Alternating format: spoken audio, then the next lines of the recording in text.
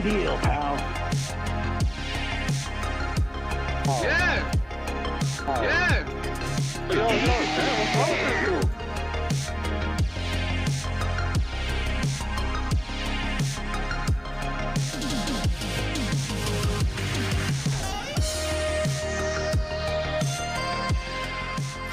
All right.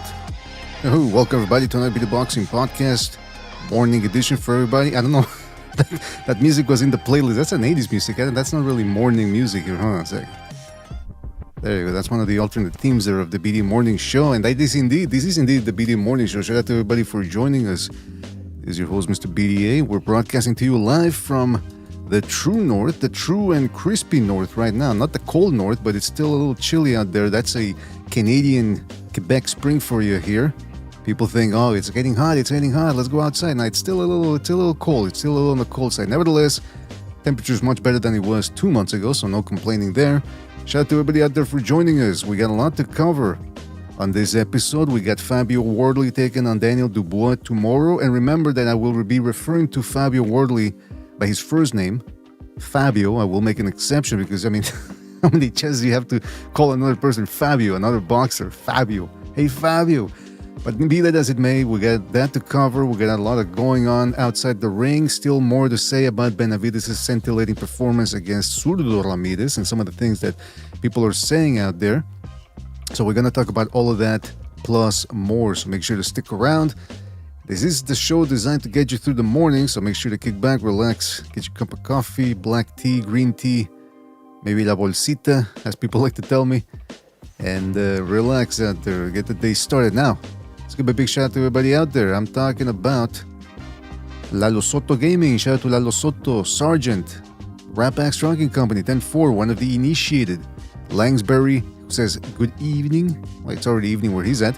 Hard Recoil, more BTC, Nightmurph, another one of the initiated. Shout out to Nightmurph. Earl Stevens, shout out to Earl, shout out to Earl. Miso Dionysian. And many more people to come, I'm sure, fellas. Thank you for joining us. Really appreciate it. Give me 2 seconds here. 1 second.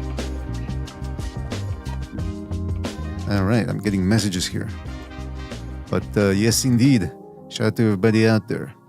BD Morning Show. I mean, let me tell you something. We're going to start off, obviously, with the Wardley versus Dubois fight because I am excited about this contest too. But just like I was for last week's contest, because we got a fantastic main event between two power punchers. The last Saturday wasn't necessarily power punches, but it was a mesh and mix of styles that had the potential to deliver. Now, it wasn't exactly the greatest show in terms of an even competition, but the result was so unexpected and as I said previously, bombastic, that it caused a lot of discussion. And that's good for channels like this because we want these type of surprises because it gets the discussion going, right? But tomorrow, it could be a one-sided match or it could be an even fight that delivers in terms of entertainment as well. So we're going to see what happens with that one. Hold on a second. Here's two titles. Yes. Okay. So that's what's going to that may happen tomorrow. And just to highlight what I'm saying, I'm looking at the odds here. Wouldn't you know it?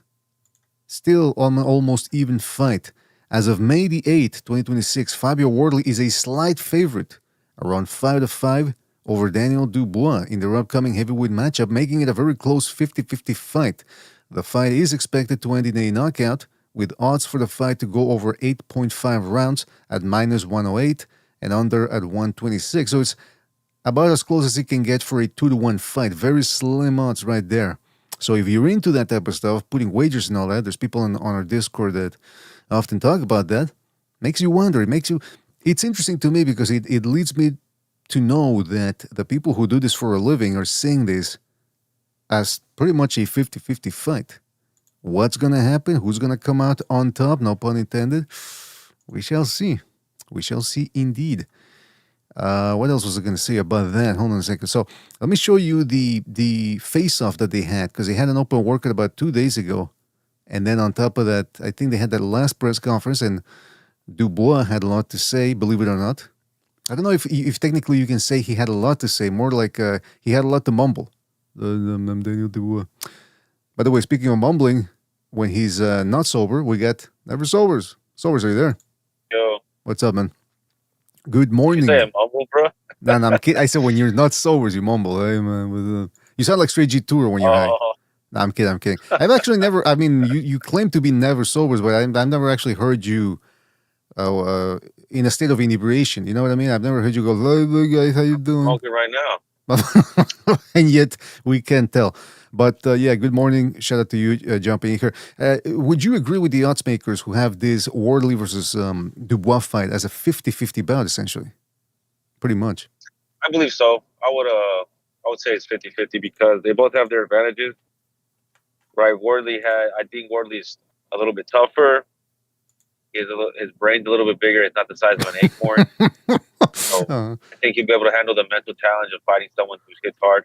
He's shown it that he can kind of power through. And Dubois has shown that he has more natural ability. He's been boxing for longer. He's probably hits harder. But he got a little bit of that bitch in him. Oh. So if Wardley can, muscle through what's going to be probably hard the first 6 rounds, he'll probably have a better ending to the fight. My only complaint about the first 6 rounds. Oh, go ahead. No, go ahead. Sorry. I was going to say the first 6 rounds I think is going to be more crucial for Wardley to get through, and then the last 6 rounds are going to be more crucial for Dubois to get through. Yeah, that's an interesting way of putting it. You're right. Yeah, because Dubois, I mean, he showed durability against Jarrell Big Baby Miller, and he outlasted Hrgovic. But Hrgovic, some people in the Discord call him Hrgo Bitch. I know it's a morning show, so I should probably censor that. Hold on a second. Retroactively. There you go. But Jarrell Big Baby Miller, I mean, he claimed he didn't train, so I mean, I don't know what to make of it. I will say that one thing that I dislike about this event, this contest, is the fact that it's on pay-per-view. I mean, I know the main event will probably deliver, but pay-per-view, we just had a pay-per-view last week, and it was a DAZN pay-per-view on top of it. I mean, it was a joint DAZN Amazon PBC pay-per-view, but nevertheless. And then Usyk versus that kickboxer pay-per-view, they expect us to pay for that? I mean, come on, DAZN is they really dropped the ball. And I know, you can blame the economy or whatever, but whatever reason you want to bring up, they had failed to deliver with this no pay-per-view thing. And then they went. Sure, yeah, they lied to us. You lied to me. They lied to me. Yeah, they lied to all of us, bro. Yeah, and then they want to pretend they're doing you a favor. It's like, no, but if you buy the super package, which isn't even available here in Canada, by the way, you get no pay-per-views. Like, wait a minute, but I'm paying double now for what I used to pay yearly. So $100 a month, you get $20 off. Exactly. $100 pay-per-view. It's gonna be $150 a month one day. Plus, we get to bang your wife right in front of you. I mean, yeah, that sounds like a great deal. Okay, so let me show you because they had a public workout and then they had the face-offs, and just as Dubois did against Joshua and against Usyk, he tends to indeed get a little bit on the edge when it comes to fight week. He tends to be a little bit combative. I mean, I'm not saying. Yeah. People are starting to realize that. Check out this face-off here.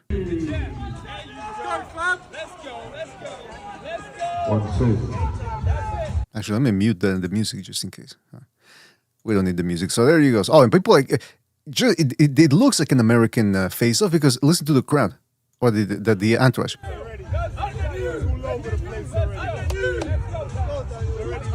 A lot of joy from the people watching, not even the people fighting, the people doing the fights, the people that are around them, the entourage. They're the ones talking. Yeah, baby, yeah, he already. It's like, what's going on? And then you. Yeah, and then you. Oh man, yeah. I mean, it's part of the game, I suppose. Let me show you another angle of this face-off, this intense face-off, because it gives you an idea of how the size is not disparity, but the size comparison here between two guys who are actually pretty big dudes. Hold on a second. They look like two orcs from Mordor, BDA. They look like they were pulled out of the holes in the ground in little cocoons that another orc had to cut open for them, right? And they were born in the war. They both had their first kill within 10 minutes of being alive. They killed the orc that pulled them out of the ground that helped them be birthed. Right? That's how it looks. That's how it looks right here. Well, Wardley, like Urukai just staring at each other. Go ahead. No, you're right. Wardley does have a peculiar looking face. I think I did say that he looks like one of the orcs from the movies, right? From the Lord of the Rings, particularly the ones Yes. in the third one. No, but the big ones, the Urukai. The Urukai, yeah, I can see that. I can see. That's why if you would have shown me a picture of Wardley and I didn't know who he was or where he was from, I would have guessed, oh, he's from New Zealand. You would have said Mordor. Yeah. Well, more, well, yeah, but they got a lot of the Maoris over there to play that in the movie, so he kind of does have that physiognomy a little bit. It's gonna be a good one. The reason why I'm showing One you of these guys is obviously from Isengard, right? that's right, yes. They both look about the same size because Wardley they have him listed at 6'4", but Dubois, I think I've seen some people try to pull him off as 6'6", or maybe I'm wrong. He looks like 6'4" and a half, maybe 6'5". In other words, he's not that much taller. I don't think it's They're about eye level, uh-huh. but Dubois has a like a triangle head, kind of like Young Jeezy. All right. So it points off at the top, and it gives him like an extra inch and a half. But they're eye level, you can see. But he has just a taller head, like a cone head almost. Yes, that dome at the top. Now, I'm trying to find the reach for both guys. Hold on, Wardley. Maybe Wikipedia has it. Champignon.info. They're still lacking sometimes with the information. Because one thing is the height, but the reach also perhaps just as much, if not so, more important than the height. Dubois has a 78-inch reach according to Wikipedia, and Wardley has a 78-inch reach as well. So they're about even when it comes to reach, and this is important because Dubois is more of a long-range guy. He wants to have space to let that jab go and that big right hand of his as well. Wardley, as well, you could say he's an long-range guy. He wants to uncork that big right hand of his, but he can also find in the pocket. Even though he gets hit a lot against guys like Hooney and Parker on the inside, nevertheless, he's willing to trade in the pocket and he can connect with that power at mid-range or close range. So I don't know who would you say has the advantage in this fight, if any type of advantage coming to this contest. They're both kind of scrappy, but like I said, Dubois, I think he has better technique. He has faster feet. I think he will be a little more effective early, more dangerous early, and I just feel like Wardley's biggest advantage will be that he's been in fights where he's getting his ass before he's losing, and he can still find a way to get a knockout. And against someone like Dubois, like I said, little acorn brain, that's probably the biggest advantage. Yeah. I think you, man, I'm telling you, it's about as close as a 50-50 fight as it gets. And I want to just remind people that we held a poll in the last episode, I want to say. And hold on, what were the results? Here were the results. We had 73 people voting, and 67% of the people picked Wardley. No, excuse me, what the hell? That's not even the right poll. What am I doing here? That's not the right poll. That was a Benavidez pound for pound poll. Anyway, I remember there was 60-something percent of people were picking Dubois. And I'm thinking, all right, I guess that makes, I don't know. It's most of the people that I've talked to so far, because I'm questioning people and I want to get their opinions. And most people are saying, well, Wardley. And I go, okay, but why? And they say, well, because one person put it very succinctly. He said, he light skin. No, but one person said, well, Wardley, he may go down or he may get hurt, but he keeps on coming and gets up. Dubois, we've seen him stay down. And I said, yeah, that makes sense. I understand why people would then have more confidence in Wardley than Dubois, although Dubois has faced a better competition and beaten the better competition in more emphatic fashion. Because Wardley's best win is Joseph Parker, and that's got a big asterisk next to it. So, that's why the odds maker, I suppose, have it so close coming into this contest. I rewatched that knockout a couple times from Wardley and Parker. He was hardly landing any shots on him. The referee did kind of do him a favor on that because he was about to be completely gassed after that. I think so. I'm overthinking it right now. And I want to touch on that more a little bit. But first, let's give a shout out to everybody in the chat. Alfredo Contreras says, yo. Hard Rico says, haters are delusional. Facts. Al Joe says, if Dubois wasn't mentally challenged, I would be favoring him. See, that's the problem with the Dubois thing is that Facts. he's got the tools, he's got the firepower, but he's quit, essentially. You could argue that he's quit 3 times now. Miso Dionys. Exactly. Imagine BDA. They're shoulder to shoulder on the inside. They're both tired. It's the 9th round. Dubois starting to doubt himself just a little bit. Mm-hmm. And Wardley whispers in his ear, "I know you can't read." Oh. And he hits him. "I know you don't know how to spell your name." Oh. You know what I'm saying? Or what if he starts telling him shit like that? or what if he says something like, "Tomorrow you're not going out for ice cream," and then all of a sudden, because he's telling him he's disrupting his schedule, in other words, and Dubois starts freaking out. You know what I mean? It's like, or something like that. Like he can't handle. That might backfire. He might have that R-tard rage. Oh, right. Well, technically, okay. Now we're conflating being on the spectrum of one thing to being on the spectrum of another. People are gonna get offended by that. Let's censor that one. Hold on, retroactively. Miso Dionysian, shout out to him with the THX police officer face there. He says, Dubois has that poodle in them. Oh, he doesn't even have that dog. He has that poodle. Yeah. Langsbury says, Dubois got them heavy hands. Will Davison and Wiley learn from the AJ fight? They keep bringing up Lee Wiley, by the way. I don't know if people remember Lee Wiley. He was a guy on YouTube that used to do film studies. But I remember Precise saying that, I think that was the guy. He claimed that Wiley stole stuff from him, which would surprise me. Who said that? Precise.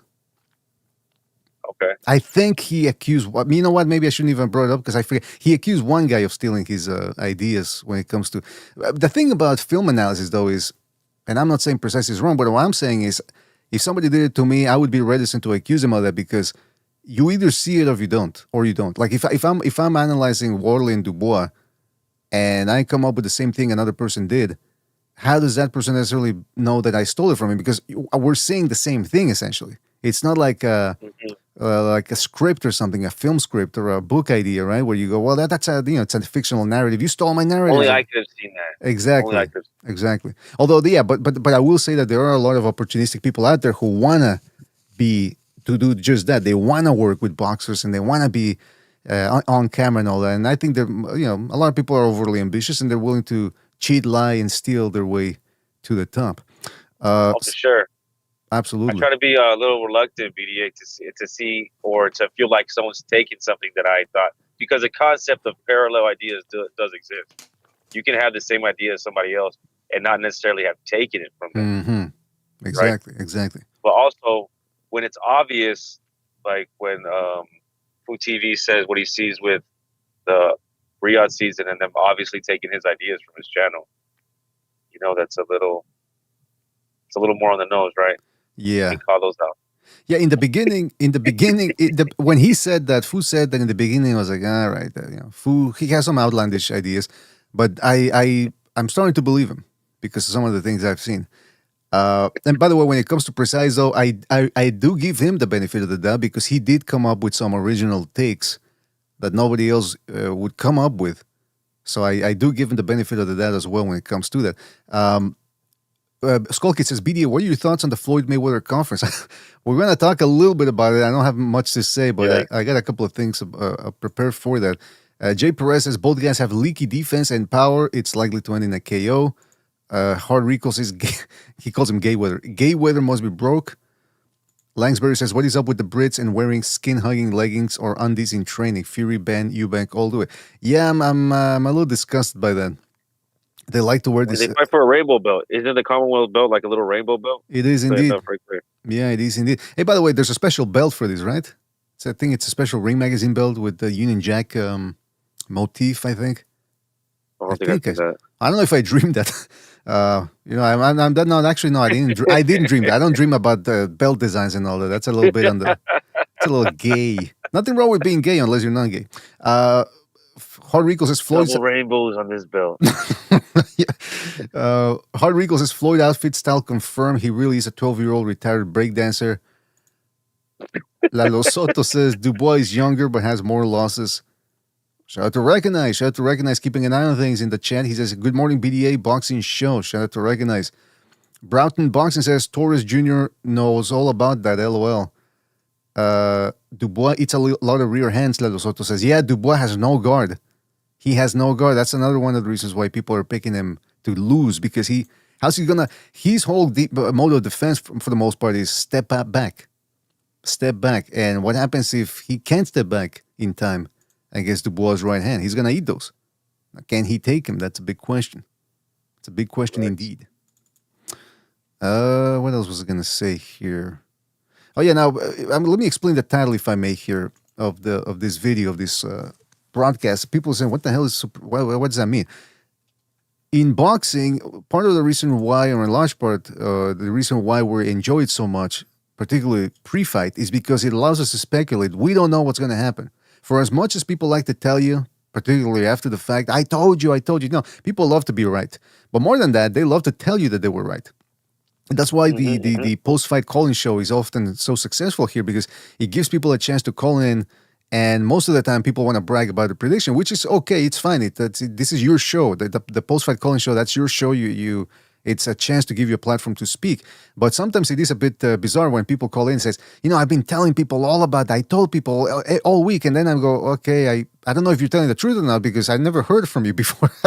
It's the first time you call in. It's the first time I've seen you in the chat. And I don't know if what you're saying is true, that you told everybody that this was going to happen. But yeah, people love to tell. I enjoy boxing because as much as I'm gonna toot my own horn here, I do often get predictions correctly, or I can actually, even if I don't get the prediction correctly, the fight ends up going the way I expected it to, except at the end something happens. And that's precisely what I'm trying to illustrate here about boxing, that you can analyze the fighters all you want, you can do all the film study you want, and yes, sometimes the fights will go the way you think, but then something unexpected will happen, the X factor, because this is indeed real life. I was reading the online discussion, and I got to be careful here because it's a morning show, so I'll choose my words carefully, but they were discussing about how do you know if a woman is faking it? Can a woman really climax? And somebody came up with a bold new theory. I've offered one of them myself, BDA. Oh, I have too, believe me. I can't toot my own horn there. But, he was saying that, hey, how do you know? And somebody came up with an interesting theory that goes beyond what I think most people would have, speculated over. He claims that it's both. Because for women, it's mental, right? That's why you often see women accuse a man of raping them, even though she actually provided consent at the time. But in her mind, that the female brain is so powerful in creating its own narrative and its own reality, that they actually believe that they were raped. And oftentimes they'll take a lie detector test and yeah, she's telling the truth. And then it comes out that no, she wasn't raped. She just changed her mind after the fact. And so one guy said that it's a state of superposition, just like in quantum physics. And I'm not going to sit here and pretend that I can explain or fully understand quantum physics, but what physicists do say that it's once you get to that level, it's a completely different world. The rules that we see up on this more concrete level break down. And so it's the same thing with a woman. Essentially what the guy was saying is it can be both. Retroactively, she can indeed tell you that she didn't like it. She faked it. So we're living in a world where she could either be faking it and be telling the truth, or she actually enjoyed it. But she's creating her own reality, her own parallel world, if you will. And is there a way for them to retroactively climax later on? Actually, I did. You thought I didn't, but I did. Exactly. Yeah. I mean, maybe that's the male power, because the female power is they rewrite it in their brain the way it went. It's almost like the Bruce Jenner. What's his name? Yeah, Bruce Jenner. It was the Norm Macdonald joke where he said, well, it turns out actually it was a woman who won the gold medal at the Olympics. It wasn't a man. Because remember, he claims that he's a woman, Bruce Jenner. So essentially, he's changing the past and saying, no, a woman won the Olympics, not a man. So it's almost the same thing. And it's something similar here with boxing. Pre-fight, we're in a state, it's like a pendulum. When the pendulum swings the other way, for a microsecond there, it stops. And there's no more energy. It's in a state of superposition because it's got full potential, though it might be immobile. Anything can happen with it. It can generate an infinite amount, well, not an infinite amount of energy, but in theory it can generate a higher amount of energy than what it's currently generating. Because though it may appear immobile, nevertheless, like I said, the potential is there for maximum action. And it's the same thing in boxing. When it comes to boxing, tomorrow, there's a probable outcome if you do enough film study and if you use your logic and deductive reasoning, but you never really fully know what's going to happen. People like to pretend that, but no, we don't know. Tomorrow it could be a firefight. Could be the most boring fight you've ever seen. Could end in a first round knockout. Knock on wood. Maybe Dubois slips before the fight and breaks his taint. You never know what's going to happen, and then the fight's over. Oh, sorry. That happened in the UFC. I remember Kevin Randleman was going to fight. I think it was Pedro Hiso, and one of those guys, I think it was Randleman, slipped in the shower an hour before the fight or something like that. In backstage, the fight's postponed. It's like what? One of the most disappointing things ever. So that's what I'm saying here. Anything can happen tomorrow, and that's what makes this so exciting. And I think that's why the odds are so tight. Kind of like a woman who's not faking it. But anyway, the other thing I wanted to mention here about that was that Dubois is the one who's doing most of the trash talking here, making it exciting. And he had this to say because there was a controversy about, and I couldn't really find the direct quote, but Wardley apparently did a DAZN interview or something, like a social media interview. And he said that if Dubois wasn't a boxer, he'd be a bin man. A bin man, which apparently that's the word they use over there, the term they use over there in the UK for people who throw the garbage. Yeah. Well, they also call them dustmen, apparently, which is only in England do they come up with this formal sounding names for, here we call them garbage men, over there a bin man. I don't know, the bin man. It sounds like the guy who actually constructs or takes care of the bins themselves and not necessarily the trash within. But so Dubois took offense to that, and twice now he's referenced the fact that he disliked that comment. He says, "I am going to collect the trash," Dubois said. "It's disrespect, so I'm gonna put it right. I'm gonna put it right in the ring, boy. I heard what you said. I'm gonna bust his bubble anyway. That's what I'm going to do." So again, I've been looking for that quote, and I can't find it. The only thing I could find was a reference to the quote from Don Charles, the trainer of Daniel Dubois, who always has a lot to say. Remember when he got angry at Usyk in the rematch? Or prior to the rematch, because he said that Usyk faked it, and he goes, "I don't know what God you believe in." Yeah. Have you heard of the Amy's? Have you heard of the Amy's? Because in the Amy's, I go, what the hell is that? Is he talking about the Amy's? Or, I don't know, the Amy's, Binman? And the best part was when Don Charles said, "Why do you think I'm lying? Why do you think I'm lying?" And then Usyk goes, "I believe in Jesus." But he said, it sounded like he said jealous or something. So Don Charles was like, "Why do I gotta be jealous about?" He really exploded. Why would I be jealous? Like, whoa, that he really had that insecurity simmering there vis-a-vis Usyk. But yeah, like exposed. yeah, exactly. It exposed him that he had that underlying. What did I say? What's the term I used? Insecurity within him. But apparently, according to Don Charles, he said that Wardley should apologize because there's nothing wrong with being a blue-collar worker, and I agree with him. But then that's the thing. That's the only place where I could find a quote where it says that Wardley in the DAZN interview said if he wasn't a boxer, talking about Dubois, I think he might just be a bin man or something like that. Wait, so you can't find the video? You can only find a quote? I didn't spend an hour looking for it, but I spent a good 15 minutes looking for that video clip, and I couldn't find it of him actually saying it. Do you think it could be another Keyshawn Davis, Bomac situation where Don Charles might have put out that quote himself?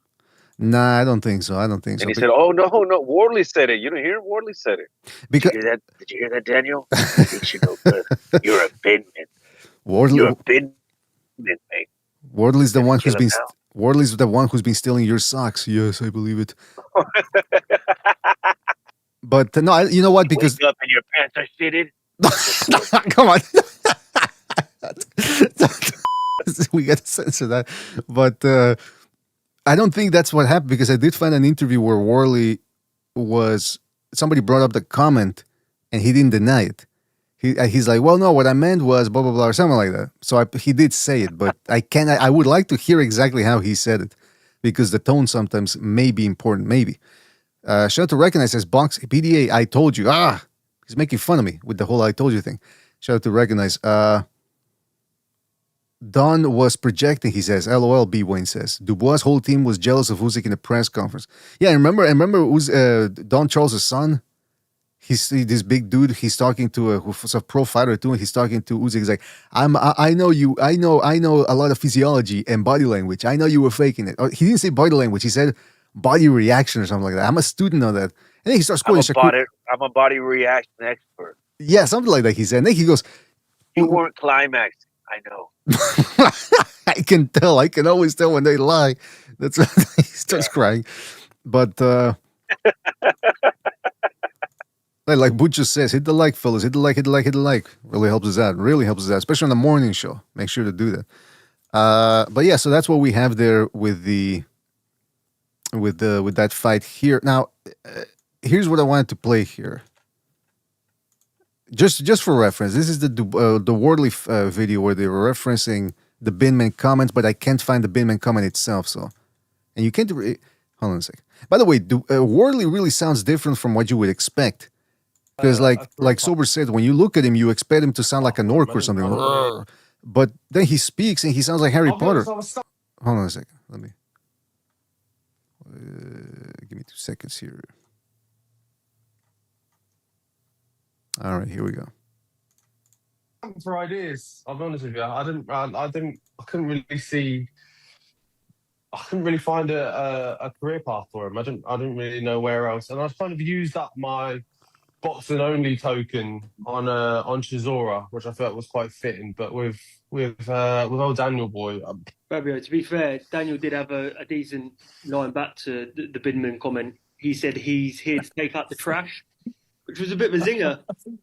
Unexpected from Daniel. What did you make of that?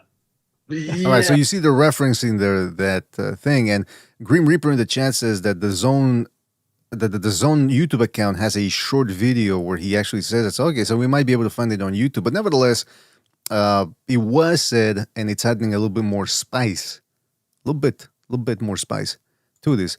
Oh, here's a video of Here we go. Deontay Wilder. Okay, that's Deontay Wilder. Now, another thing I wanted to point out real quick here is Dubois. I mean, the Zone, excuse me. Speaking of the Zone, they're all coming out with this weird AI images nowadays, generated images, posters. And the Zone and the Ring Magazine, really, every time I go on the Twitter account, they put in some like rumor type of stuff now. Like, I don't know who said this about X. And it's like, what? Is that's the news that you're tweeting out now? And then they posted this. Somebody posted this on the Discord via Twitter. And I don't know what to make of this. Bigger party. Again, this is the official DAZN account, it seems. Bigger party. And they show you Dubois dancing there. And then DAZN boxing. Daniel plans to party big on Saturday. This looks like something that... ridiculous. Sober, would it be ridiculous to say that this is what actually goes on in Dubois' head? That this is what he sees when he's not speaking? Just him dancing and people cheering him on. Yeah, Daniel, you can do it. Whenever they ask him a question, they're like, "Yeah, good job, Daniel." That's what happens in his head. Exactly. Take out the trash. Like, yeah, that was a zinger. Yeah, I'm your daddy. Every baby has a daddy. He thinks it's gold. What he's saying. Let's go. Yeah. But in fact, this image of him partying could be of him partying before the bout. Because remember, he likes to have these little parties before actually going out for fights, especially the important fights. Just like he did with Usyk in the rematch. Remember, there was a whole point of contention of who was to blame for that. Don Charles, by the way, was very adamant that it was not a party, but rather a small get-together. It reminded me of Prince, what's his name? Prince Andrew, the one who was friends with Epstein.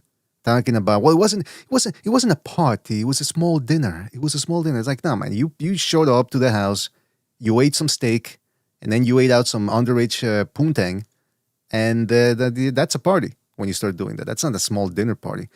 But yeah, so that's what this whole point of contention with the party. There you go. See, that's, I mean, this another stuff that goes on Daniel Dubois' head. There you go. This was what goes on, he said.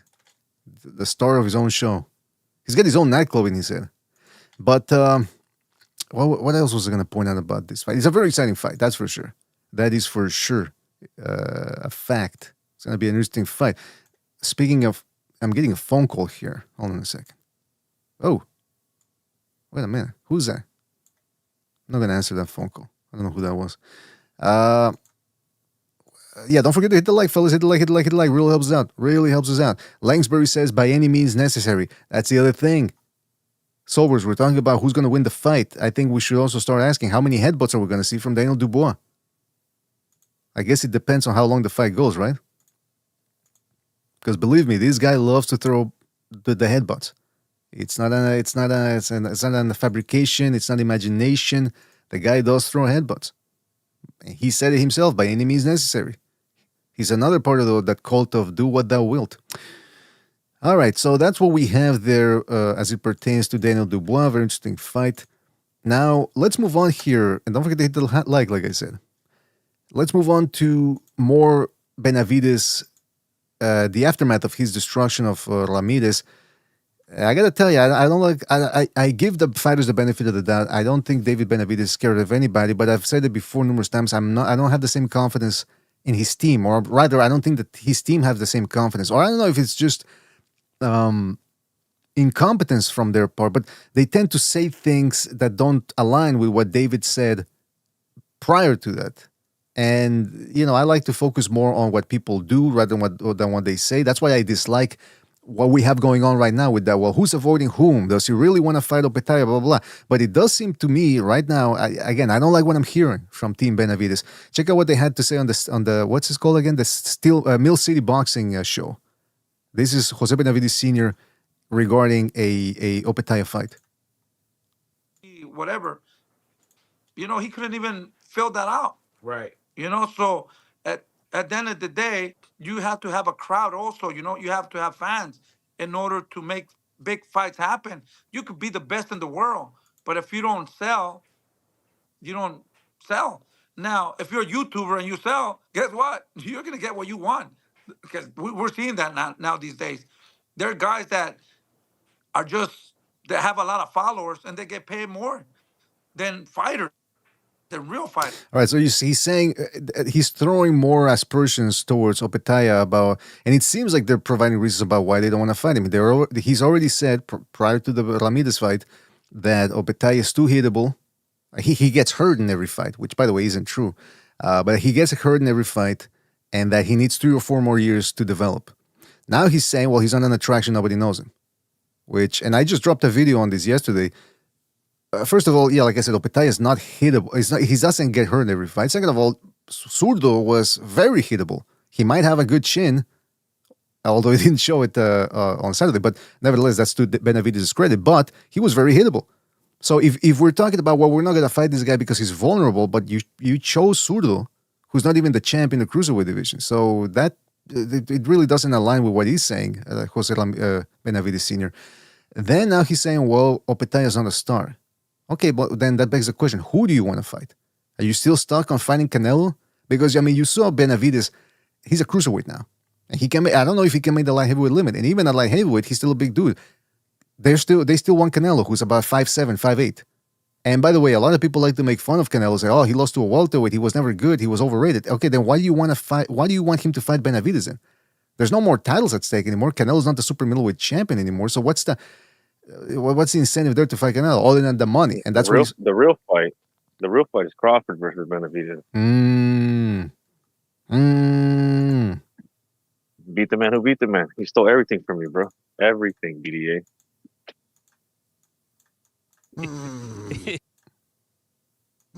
Stole all his clout, his payday. Why wouldn't he hold a grudge against that? That's a good point. He stole, like you said, he said it himself, if I would have beaten Canelo, I would have gotten that shine. He stole your shine, which is worth more than money. Go get it, David. Call out Crawford. No, he doesn't want to. They all respect Crawford. They all, or maybe, I don't know, maybe they're afraid of what he's willing to do to get the win. I don't know. I mean, that goes for everybody, but I don't know why he wouldn't be called. That's a good. That's check your oil. Yeah, they don't want. He's not going to call Crawford. But my point is regarding this Jose Benavidez thing is, he's saying, well, Opetaia is not a star. Okay, but neither is Bivol, and that's the fight that apparently they're reaching out to. Which, by the way, people are already starting to talk about how Bivol apparently there's rumors out there that Bivol is unhappy with the money, and I'm thinking, well, he has a fight coming up. How involved is he, and how invested is he really in following these negotiations? And if he is indeed getting lowballed or whatever, okay, but what's the amount that they're offering? And because if Bivol is asking for an exaggerated amount of money, then yeah, he could be in the wrong. But maybe he I was wants. talking about this. I Uh-huh. was talking about this yesterday, BDA, on my channel. I think Shazar is the one who would bring this up the most, right? So shout out to him. I don't know if he's listening right now, but He should be. he would say that there's this romanticized idea that Americans have about these Eastern Europeans, like they're some kind of white samurai, that they're not interested in money. They only want the legacy, and they just want the biggest fights, and that's all they're ever focused on, just being the best fighter in the world. But when you look at them and see how they move, like Bevo, they want money, bro. They're people. They're greedy. And he's already moved funny with Beater Beef. They said that Russians offered him a fight, like you're saying, like he turned down, it wasn't enough. So he's looking for a Turkey type of payday Mm-hmm. through someone that's not Turkey. It just doesn't work like that. And he's dumb to think that. But he was willing to almost let the Beater Beef fight never happen because he didn't want to feel lowballed. Exactly. Yeah, So yeah, it's yeah. like You're he's a bit right. of a diva himself. Yeah, this whole thing about Eastern Europeans, they fight for pride. They don't care about money. I will say that most of them, the ones we see, because people got to remember, the ones we see make it stateside and be successful, obviously, are the top. That's why they're successful, because they make it to the top, but because they have that mentality. But let's not forget, a lot of these guys, even though they might not always worry about the size of the gloves and the ring and the location of the fight, like all some of these American divas, like Sober said, nevertheless, they're human beings and they care about money, particularly the fact that Bivol, let's recall, had that divorce with that woman who turns out to be the type of woman who might tell you she enjoyed it one night and then 5 years later she tells you she faked it. So I understand why he wants as much money as possible, because he Well, probably see, has look, to. that's another thing. Beeble's not any smarter or cooler than anybody else. He got with the crazy bitch just like any other idiot, right? She was Mhm. right there on TV, cheering on for him to lose. You know, you could see the crazy in her eyes. So he's just a goofball like anybody else. Exactly. Although I will say that he might be over. First of all, people are saying, "Oh, yeah, he's overpricing himself." Well, again, he hasn't even fought yet. So I'm willing to let him fight, and then we'll see what happens with negotiations. Let's see the numbers to see determine if indeed he's overpricing himself. But overpricing himself would be that the negotiations are done with it, they're over. No, they're not over with. And that's the other thing. Another thing I said in the video with Benavidez' excuse for the Opetaia fight, for the roadblock, is, well, he's with Zufa. I'm thinking, okay, but have you tried negotiating with him? Have your representatives tried to reach out and see, hey, maybe they're willing and amenable to a fight? No, they haven't even done that. So that's why some people out there on Twitter that I've seen in comment sections on YouTube, people are saying, it sounds like they're already preemptively kiboshing the fight, because maybe they don't want it. And I don't know. Again, I hate this type of discussion because it's a lot of speculation. Well, because he said this, he said that. Like, but now I'm seeing that too, that Benavidez apparently. Okay, so hold on. But back to the point, because I'm going too far here. Stick to the point here. That Benavidez Sr. said Opetaia is not a star, but neither is Bivol. So then what's the plan? Because Bivol and Opetaia are the more significant fights because they are the real champions in their respective divisions. But if money is what the Benavidez are interested in, okay, then who do you want to fight? Well, you still intent on fighting Canelo? Let that one go. So who else are you going to fight? You want to fight Callum Smith in England? You think boxing fan? I mean, Sobers, how much of a letdown would that be if he decides to fight Callum Smith, who's the last time we saw him fighting, not that long ago actually, was against Okolie, I believe. He hasn't fought since. And he kind of looked a little vulnerable in the later runs in that one. So I'm thinking, I mean, Callum Smith, is that who does he want Ben Whitaker in England? Not that that fight would happen, but what's the plan other than Opetaia or Bivol? Makes no sense. Now, I don't know. right, they're talking about Usyk too. Apparently now word reached Usyk representatives and they're saying, yeah, interesting fight, maybe, perhaps, of course, we'll do it, maybe. Surely. It's like, what? They're throwing out all these words like, no. But they just said that it's an interesting fight. Then there's reports that Turkey Al-Sheikh wants the fight. So, okay, that, just like Canelo versus Crawford, that could usurp all other fights. Just like For Crawford. People, me, yes.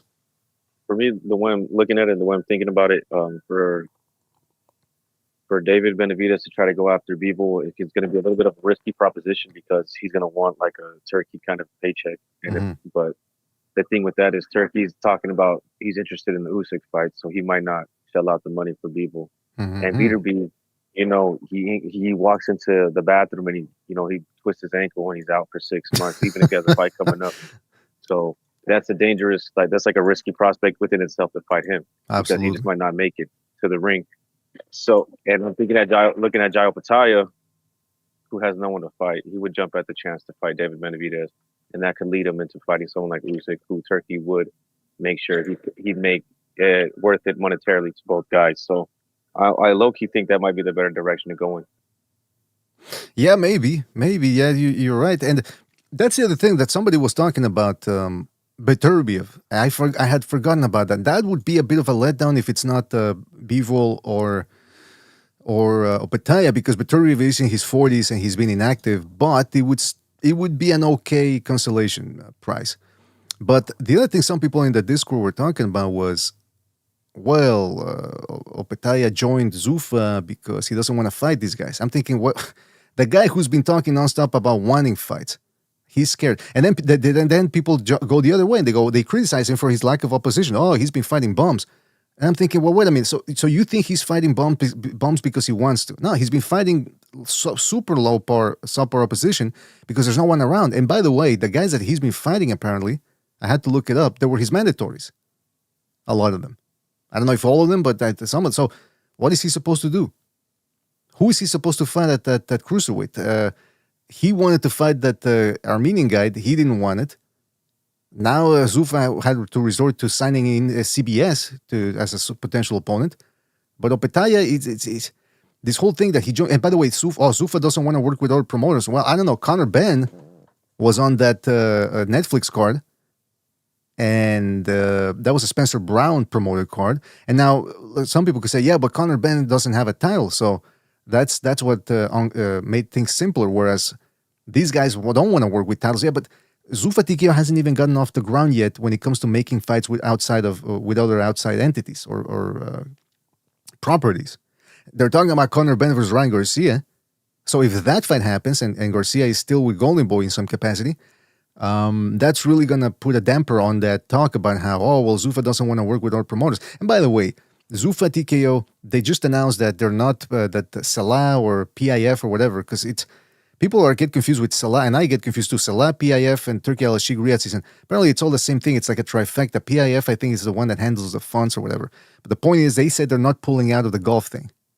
Or, I mean, the fighting thing.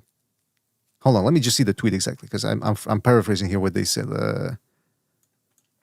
It was Mark Shapiro who said it as it pertains to the funds. So let me just make sure I got my facts right about what he said. I don't want to be paraphrasing. I forgot about that. I think David Benavidez did mention something about the connection between Zuffa and would put a hamper on the fight because he's still with PBC. Mm-hmm. Well, I want to get to that, but before that, this according to the Wrestling Observer, it says, on the TKO Q1 financial call, Mark Shapiro just confirmed Saudi Arabia's PIF will not withdraw their financial commitment to TKO as they did with LIV Golf, and that TKO is firmly moving ahead with scheduled events in Saudi Arabia and the region. Now, that begs the question, for how long, right? How long? Mm-hmm. But for the moment, for the time being, they're going to stick to that. And by the way, these people, they have their own money.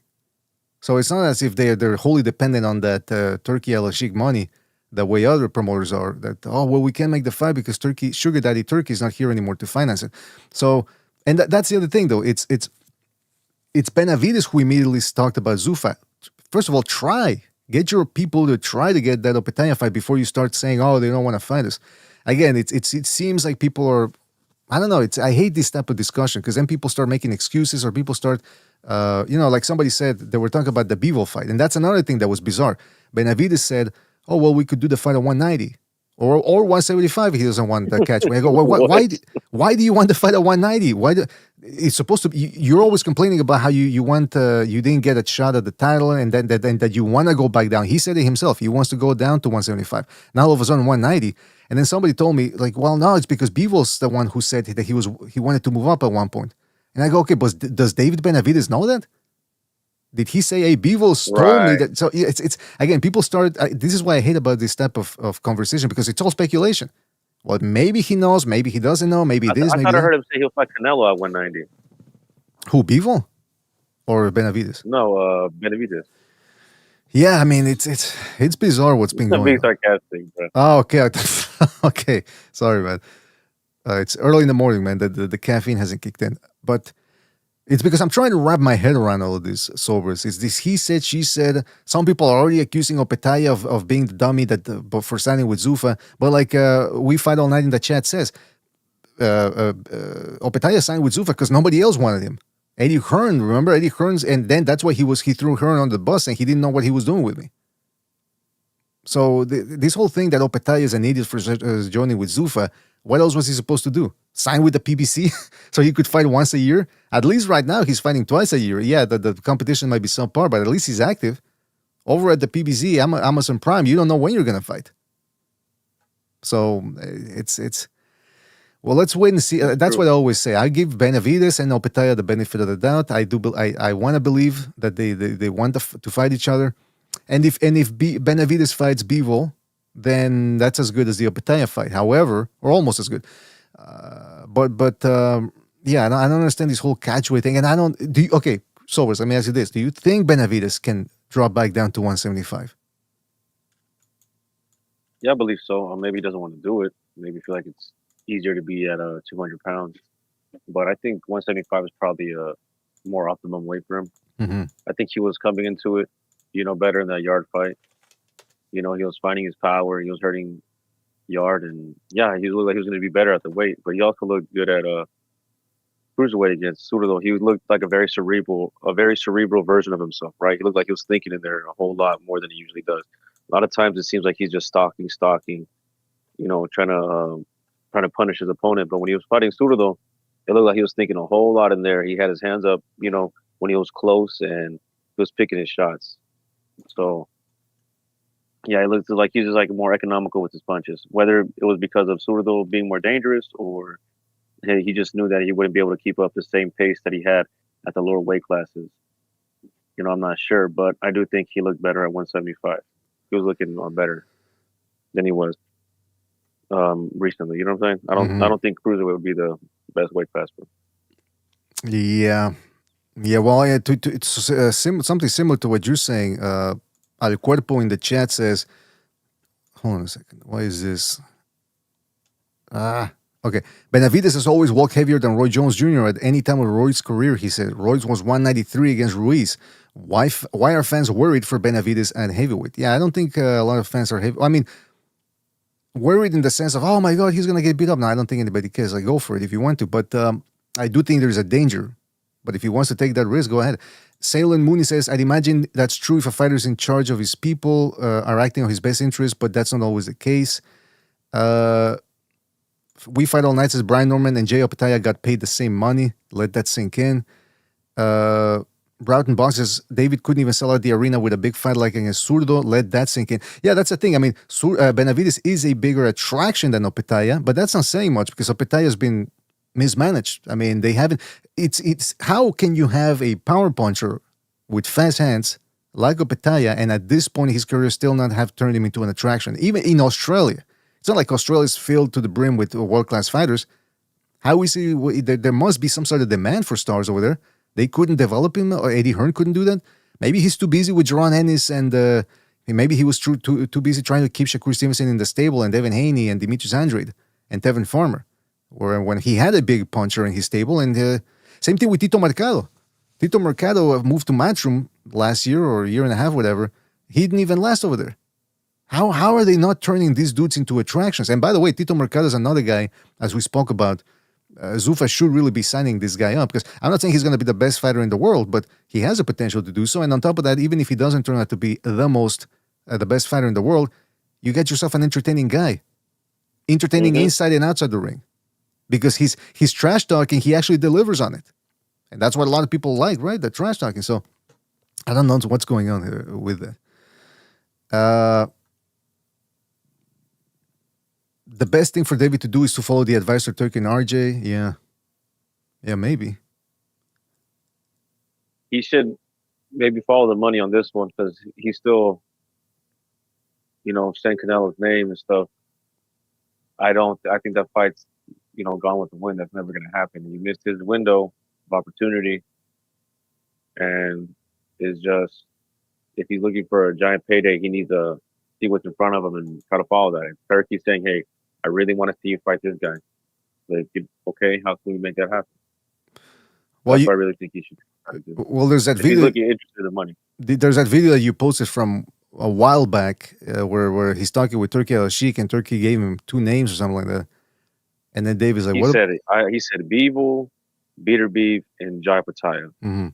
And David goes, "What about Canelo?" He's still with the Canelo on, thing. bro. Yeah. And then people go, "Oh, you didn't want Canelo to fight the best, but now you want David Benavidez to fight the best." First of all, I did want Canelo to fight Benavidez. I did want Canelo to fight the best. But contrary to most people, and I know people get angry over this, but it is what it is. You're seeing what's going on with the things that the Benavidez side is saying. And again, I don't put too much stock in what people say, rather than what they do. But let's face the facts. Benavidez ruined 2 chances, losing weight. I mean, failing to make weight. The little bag incident. Then his management saying weird things. Oh yeah, we offered Canelo 50 mil. We offered him 70 mil. We offered him 100 mil. Yeah, what's next? 300 mil? Asking for TV rights. The fights never happened at super middleweight. They didn't happen like heavyweight. So I'm starting to see a pattern here. And so again, I'm not blaming David for this, and I'm not even gonna go on a limb and die on this hill that that his side is the one that screwed all this up. But you're starting to see a pattern, is what I'm saying. And they keep asking for that Canelo fight. And I'm thinking you got 2. You're a cruiserweight now, potentially light heavyweight. You still want to fight a 5'8" cruiserweight who everybody says sucks because he lost to a welterweight. That's the narrative, right? He lost to a welterweight. So why you still insist on seeing that fight? It's for the money. It's always been about the money, apparently. I don't know.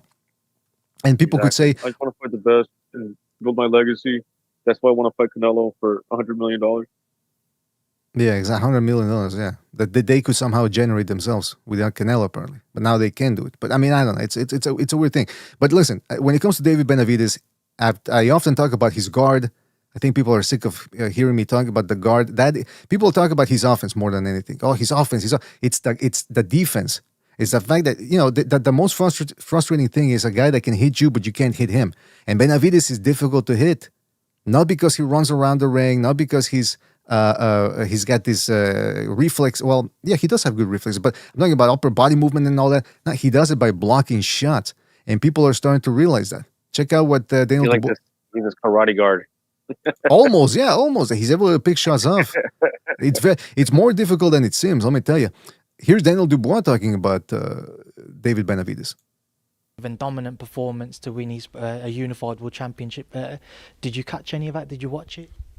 I think I saw the highlights of it. Good, yeah. He's a good one. He's not even sure if he saw the highlights.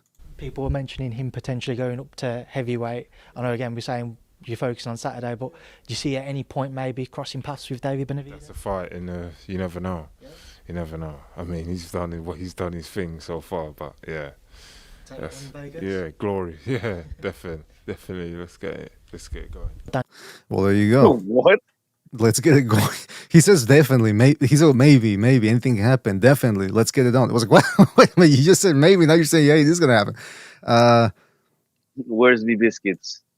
Yeah, where's my They were supposed to bring me biscuits and jam, biscuits and jam.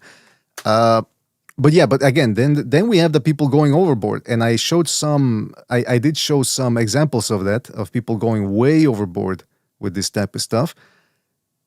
Check this guy out. Benavidez would beat the George Jefferson fade off of Moses Aitama. Like I mentioned in the video. I don't know about that one. I mentioned this in the video that I posted yesterday. A couple of weeks ago, Aitama was the one who was with the hype. People were saying, no, after he destroyed Jermaine Franklin. Oh, Aitama beats everybody. Nobody can. The only guy who has a chance to beat him is Alexander Usyk. Or people were saying that the only guy they would pick against Aitama was Usyk. That's how high they set the bar after he beat Jermaine Franklin. Now all of a sudden people are switching it the other way because Benavidez just had a performance at cruiserweight, not even at heavyweight, at cruiserweight, and now some people are saying Benavidez beats the crap out of Aitama. so apparently Aitama went from being the guy that only Uzi can beat at heavyweight to a cruiserweight can beat him. That's how people get strung on with the hype. Then what happens next thing? Let's say Benavidez fights Beterbiev, and people go, yeah, he's gonna destroy Beterbiev, old man Beterbiev, and then let's say he goes a distance. All of a sudden you go, well, what happened? Because that's what happened after he beat Andrade. People were saying, oh, he beats everybody. Canelo's scared of him. Then he fights Vozick and Morale. He can't put a dent in them. He won the fights, clearly, but what happened to the destruction that was going to occur? So I think people live off of most boxing fans are like goldfish. I've said it before.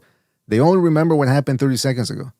And then they only remember what happened in the last fight. And then based off the next fight, that's what they'll remember. Oh, this guy sucked. If he had, let's say David Benavidez has a bad performance in the next one. Ah, David sucks. I told you. People are going to come out of the woodwork again. I told you he was overrated. It's like, geez, Luis. Can we just talk about the fights themselves and maybe a little context here and there? Not just take him from what, turn them into absolutes is what I'm saying. Well, that's why when you brought up the fight on Saturday, I was like, put him at the top of the pound list because all boxing is recency bias. It only matters what you've done in your last fight. Mm-hmm. And when you got Inoue, who went 12 rounds with Nakatani, and even some people, I didn't get to see the fight. Honestly, I haven't seen it yet, but I've heard some people whisper that Nakatani should have won. I don't know, right? So, but going 12 rounds with this guy, and then Usyk fighting Verhoeven, and Chris Stevenson, while he did to Lopez, was jab him up, and they were putting him on a pedestal over that. What David Benavidez did to Sulago, yeah, put him on the pedestal. Mm-hmm. Yeah, you're right. Someone else tops it with their performance, like Bam or something. You know what I mean? Absolutely. That's why we had that discussion off the air, and I want to go back to that later about the pound for pound thing. But what I'm saying too here is that people are recalibrating their expectations because it's been less than a couple of days, and people are already starting to say, well, okay, yeah, let's hold back here a little bit on the whole Benavidez stories, everybody scenarios. Timothy Bradley had this to say about a potential Bivol fight. If he fights Bivol has the perfect style to beat him. Oh, I'm sorry to tell y'all, man. For real. Y'all come here for the real. Hey, I like me some David Benavidez. I do. Shit, I can't wait till he fight again. But Bivol is a recipe for disaster. Now, Sobers, I think Bradley's watching our channel stealing my ideas because that's what I've been saying jokingly nowadays when I saw, however, and he did it with the same cadence. He said, yeah, he's definitely using AI to scrape ideas. Shit, I can't wait till we fight again. But Bivol, see the same cadence when I say, however. And the way he says, shit. All right, let's keep watching this. Is a recipe for disaster. Now, would it be a fight? Hell yeah, it'll be a fight. David Benavidez, he don't go nowhere easy. Hell no. But when you got good feet that matches with this, right? BDA, is Bradley trying to sound more and more homeless every time he makes another video? I mean, we've talked about that. He's trying to look more. He looks more dusty every time, and his teeth look more yellow. He looks a little bit fatter. I've said it before. Every time he records, more crumbs on his shirt every time. Yeah, more holes in the shirt as well. We've said it before. Every time he records a video, the longer the video goes, the more he starts sounding like Bill Cosby. Oh, you gotta watch out for the kid. Now, David Benavidez, good googling. He can hit now, Bob. Gotta watch out. God damn, bro, you're laying it on pretty thick, aren't you? There.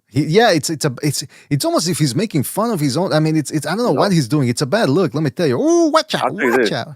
He wasn't talking like that when he was commentating for Top Rank. Exactly. I don't know if he's laying it on thick because he thinks he has to, but I don't know, man. It's weird. All right, listen, we gotta keep going. Listen to what he's saying here.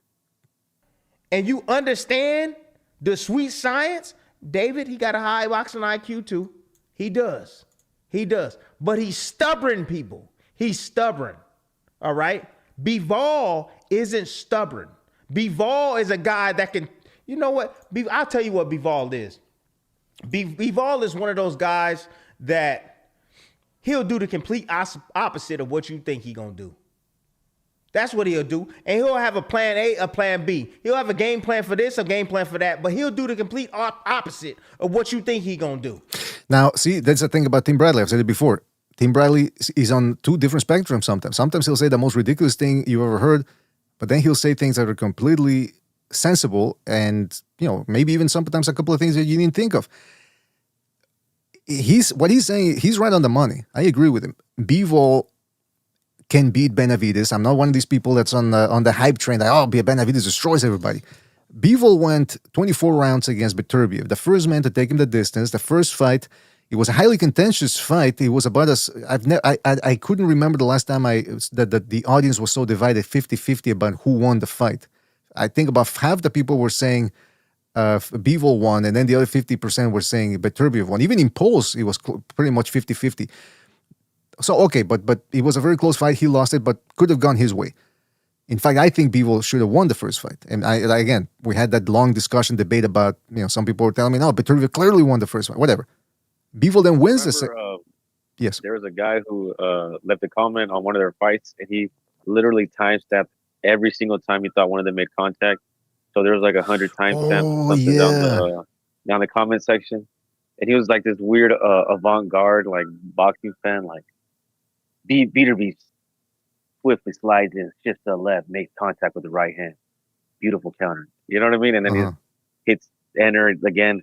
Bivol hits him with a double jab, slips out the way. And just a timestamp for every little punch. Fuck. I mean, that is insane. By the way, Artorias, shout out to Artorias, he actually does it better because he actually does it with video. So you can see what he's talking. He picks he does the punch count thing. So shout out to Artorias. What the hell? But yeah, but doing it in writing, I mean, yeah, that's a little bit too long, and that's too much. Might have been Daniel Dubois who wrote that post, by the way. But yeah, so Bradley was talking about Bivol. So yeah, Bivol went 24 rounds and he beat Beterbiev the second time. And by the way, Beterbiev, and we're going to get to the Benavidez defense again. Sorry to tell people out there. I know people are sick of me talking about Benavidez's guard, but Beterbiev's defense is actually quite similar to Benavidez's in the sense that he's right there in front of you, but he just deflects shots so well with his guard, and it's almost like, I think with Beterbiev too, what plays a factor in his defense is that he's so strong. Have you seen that when people hit his guard, they don't move him? I've seen people move David Benavidez, for example, when he's got particularly because he squares his feet up. Beterbiev, it's almost like fighting an iceberg. The punches just bounce off of him. It's insane, and it must be frightening to experience that in the ring, that you're throwing stuff, trying to hurt the guy, and here he's just coming forward. I'm not saying he's unhittable, by the way, but what I'm saying is it's easier said than done. And so Bivol has a very good guard himself, which he accentuates through movement because he'll step back and block, and therefore he deflects most of the brunt of the shots. I mean, look at what he did to Beterbiev. 24 rounds against the guy, was able to go the distance, never touched the canvas, never came close to touching it. Although in the first fight he did seem a little winded, but nevertheless, in the last round. But he never came close. And I don't think people understand how significant that is, that Beterbiev was doing that to everybody. Competent guys like Vosdick and Callum Smith. Look at what he did to Anthony Yardy. And I know Yardy is not exactly the benchmark for pounder, but he destroyed him. Big, strong guy. And yet Bivol's the only one who's been able to go the distance against him. So now, again, there's a couple of X factors. Bivol's coming off back surgery. He's 35 years old, blah, blah, blah. But nevertheless, Tim Bradley's telling you Bivol is a tall order. Now listen to Uncle Bradley now. Bivol, he can box your ass. But he might knock your ass.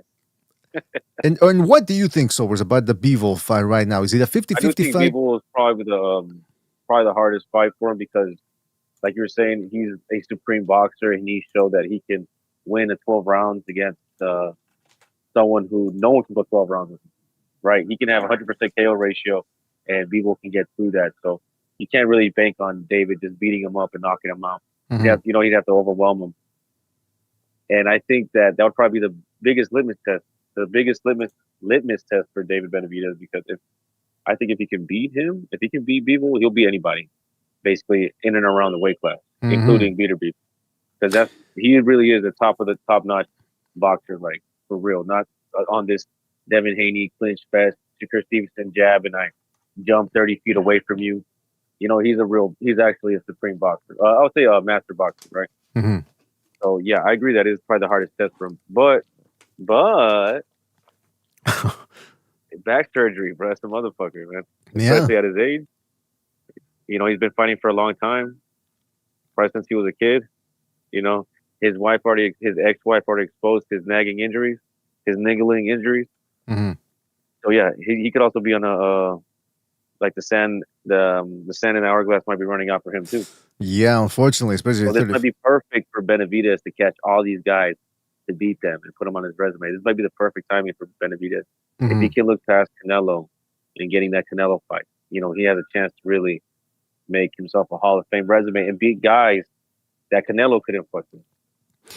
Yeah, that's the thing though. He could be well positioned to do that, especially at heavyweight. But then again, the question remains: will he be able to move down to light heavyweight?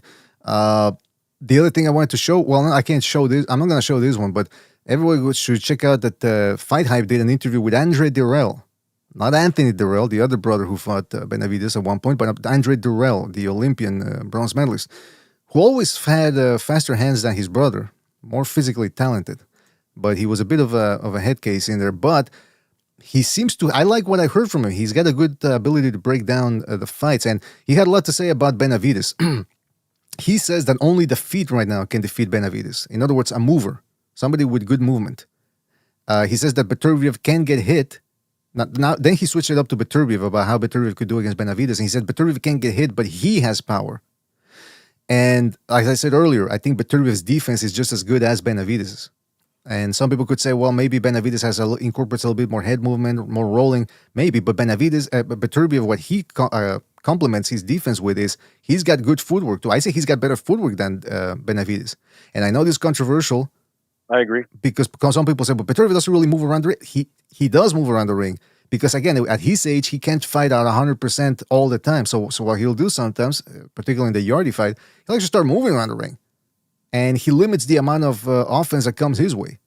So, well, just because he's not shaking his ass, BDA, he doesn't know how to use his feet. He definitely uses his feet. Look what he did against Joe Smith Jr. Right? He'll just use it to amplify his offense. The guy was a monster in the amateurs. In fact, if you watch that Usyk fight in the first round of the Olympics, I think it was the first round of the 2012 Olympics, that fight was tit for tat. And they did it. I think they'd done it prior at the World Championships. What I'm trying to say is that I can confidently say this: if Beterbiev hadn't lost to Usyk in the first round, I think he would have gone to the final. And I dare say he would have probably won the gold medal. We probably would be talking about Beterbiev as a gold medalist. Now I know it's a bold claim because he to win in the Olympics you got to win a whole bunch of fights and then the final. But I think Beterbiev could have easily made it to the final. Because he was just a monster. In those 3 rounds, he stuck to people like glue, and he incorporated good defense on top of that. So, I mean, this guy's a monster. People forget about how good Beterbiev is. That's the tragedy of Beterbiev's career, that he wasted so much time with the PBC. He didn't get the big fights early on. And even thereafter, he kept getting injured every other year. It was a tradition. Every year you knew the guy was going to get injured. But this dude, as close to invincible as we've seen. Look what he did to Gvozdyk. Look at what he did to Gvozdyk, a young version of Gvozdyk. Whereas Benavidez couldn't put a dent in Gvozdyk. What happened there? Like people, again, these are the type of things that people forget to think about. We know Benavidez is dangerous now, but how come he couldn't do to Gvozdyk what Beterbiev did? We got to think about that. The other thing that Dirrell was talking about was Opetaia. He gives Opetaia a very good chance of beating Benavidez. And he says the footwork. Whereas Jose Benavidez Sr. says that Opetaia has nothing, Dirrell is looking at it from a more nuanced perspective. He say, well, yeah, Opetaia does have footwork. Now, he does say that Opetaia is a little bit more hittable, but that nevertheless, with the attributes that he has, it could be a formidable opponent. He could be a formidable opponent. But Dirrell also said something interesting. He said Bivol is the final boss for Benavidez, meaning the ultimate opponent. And then he goes on to say that for as good as Benavidez is, he doesn't believe that he can beat Bivol. He then goes on to say that Bivol can hurt Benavidez because Bivol will add deception and set traps that people usually don't see. In fact, he said a whole bunch of them, he says, against Beterbiev. And finally, he does give Benavidez credit. He says that Benavidez has excellent defense and that he's got a tight pocket in there, he says. He limits the space that he gives you. It's very tight. It's got to be tight, man. Absolutely. and that he limits the amount of space that he provides his opponents. And it's weird, he says, because it seems like the target's there, but then at the last minute it isn't. And I hate to drive this home point because I know people are tired of hearing it, but hopefully now they're saying that yes, indeed, Benavidez' defense, you don't have to run around the ring or just move your head excessively. A good guard is as good as anything out there, but it's difficult because you have to stay in range of your opponent's punches, and then you have to move the gloves at the right minute to deflect the shots with the active guard, not just standing there. Because if you just stand there with the guard up and you don't move, you're going to be bearing the full brunt of the punches. You have to move, you have to roll with the shots, and that's a little bit what Benavidez does. And it's very difficult to do because you have to stay composed. And that's a reason why we have a lot of ass fighters out there in boxing, because they lack that composure. They just want to jump out of the way of the shots. It's like in dodgeball. I don't know if people ever remember playing dodgeball in elementary school, but there were some people that didn't even try catching the ball. They would just jump out of the way out of it. And you go, well, what's the point then? You're not even taking the risk. Anybody can do that. Just jump completely out of the way of the ball coming at you, but you got to try to catch it and then throw it back. What else was I going to say? So don't forget to hit the like, fellas. Hit the like. Really helps us out. The BDA morning show. Hopefully we're helping you out to get through the morning. What are people in the chat saying? B. Wayne says Kovalev and I think Beterbiev killed someone in the ring. I don't know about Beterbiev, but Kovalev definitely did, and he didn't seem to have any qualms about it.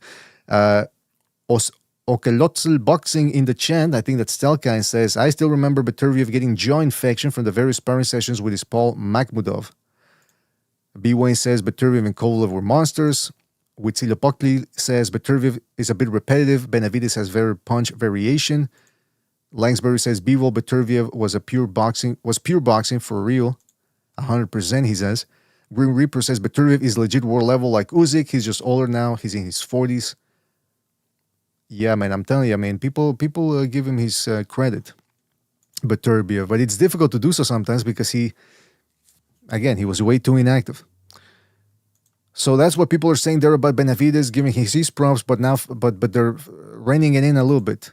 The whole Benavidez hype, and they're saying, well, hold on, I don't think he runs through Bivol. Sobers, I have to, if I may go to the latrine, can you take over for about a minute or two? You think that's possible? Oh, for sure. What's going on? Well, actually, okay, let me say this then. I'll leave you with something to talk about. Rudy Hernandez, pivoting away from Benavidez. Rudy Hernandez, a trainer of Nakatani, just came out and said that he took responsibility for Nakatani's loss, which is something you don't usually hear from trainers. But he said, I talked to Junto Nakatani, Manuk Akopian said that he talked to Junto Nakatani's coach, Rudy Hernandez, who told me he felt Junto in the corner by not instructing him to dial up the pressure much sooner in the loss against Inoue. Inoue rematch would be round 13 and bigger, he says, than the Bam fight. That's what Rudy Hernandez said. So if you want to comment on that, then I'll be right back. All right, well, this is just the trainer trying to hype his guy up into another payday. That's how I look at it. Really, at the end of the day, the fight is in the hands of the fighter. Nakatani, whether he listens to his trainer or not, it's always going to be on him. He's the one in there swinging. So they can tell you what you're supposed to do all the time, right? But you're in the ring by yourself. So what ends up happening is what Nakatani decided to do. So I don't think that it really, if he told him to dial it up earlier, I don't know how much of a difference that would have had. He had respect for a reason, because he didn't want to get knocked the fuck out. Beep. That's why I look at it. So with and he's also bringing up Bam because that's who they're talking about in a way fighting now, instead of, no one's mentioning a rematch, right? I haven't heard anything about a rematch until this guy Rudy Hernandez brought it up. How I'm looking at it is he's trying to divert attention from Inoue versus Bam because Nakatani is running the risk of fading into obscurity now. If he doesn't try to get that rematch right now, he might never get it. At 122, he wasn't looking amazing. What if he runs into another guy like Hernandez and he doesn't get the benefit of the doubt and the judges give it to somebody else? So yeah, I think it's the referee is just trying to, the referee, his coach is probably just trying to do the best, what he thinks is best for his fighter, and just trying to get him that rematch. So maybe they can have another chance at winning, and perhaps if Nakatani does win, boom, now you got a trilogy. Say Inoue fights Bam, Bam beats Inoue, or Inoue beats Bam. He's on the bigger and better things. He's going to 126, and Nakatani's left in the dust. That's how I'm looking at it. That's a good point, man. I didn't think about it that way. That if he doesn't get Inoue now, he might never actually get a rematch, ever. And it's interesting that I think Nakatani too felt, because it's easy to say go in there and just be more active against Inoue. I think Nakatani did what he felt he could do in those early rounds. He was, you can't just run into Inoue. Although I will say that he appears to have complete and total confidence in his trainer Rudy Hernandez, to the point where if Hernandez would have told him in the first round, go out there and throw everything you got, Nakatani would probably do it. But what his immediate reaction was to what Inoue was presenting was, hey, gotta watch out here, because Inoue is incredibly fast. I dare say punch for punch is faster. Well, actually, he's both faster with both the hand and the feet than Nakatani. So he couldn't really do it. But once he did turn it up, he was having success.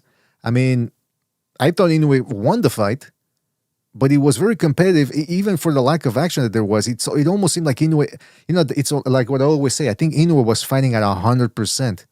It's not like as if Inoue could have done more in that fight. Like, he was just taking it easy, and if he wanted to, he could have actually been, more dominant. No, I think Inoue, what we saw, he outpointed in Nakatani, but that's what he too couldn't just run into Nakatani. You saw, it's like Gypsy said, Inoue, especially in the early rounds, Nakatani was missing by mere inches with those counter shots.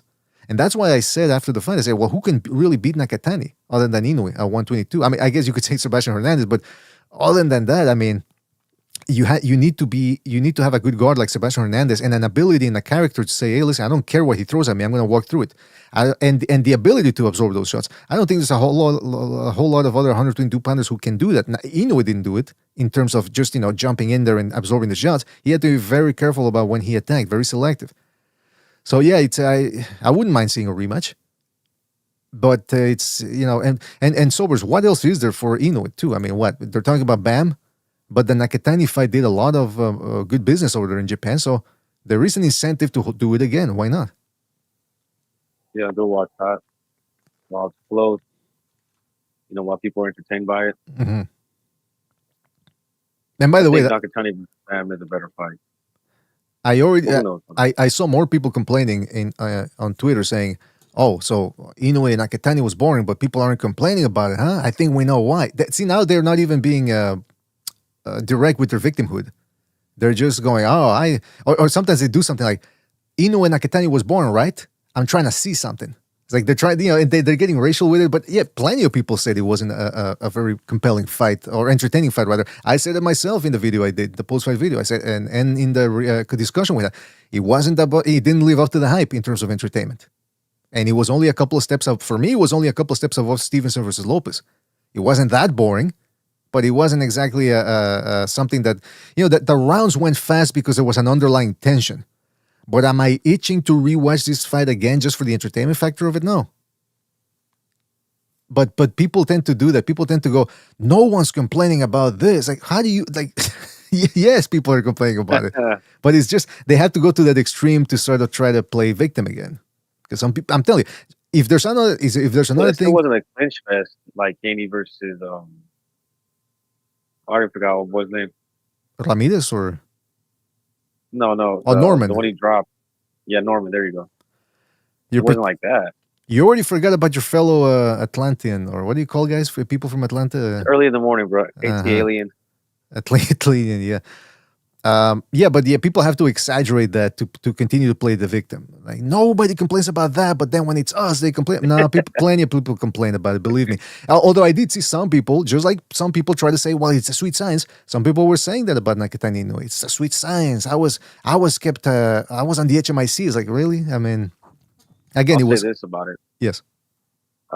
So I was showing the fight to some people, right? And I put on like a little clip of the Inoue fight, and then I kind of seen like the energy, kind of like, you know what I mean? Because they're right there like swinging and missing at each other. And I was like, okay, well, fuck this, and I put on the highlights of the Benavidez fight, and it was basically all action. And I talked to one of the people that I showed it to. He was telling me, he's like, yeah, man, boxing, I like it when these guys are trying to like those two guys are fighting and they're trying to really hurt each other. That's what I like. He like starts hitting the air. Like that's what I fucking like. Not like these guys like they're just dancing around and like he throws like a little flick of a jab and like you know what I mean. You start topping around. He's like, I hate that shit. I like when these guys are trying to hurt each other.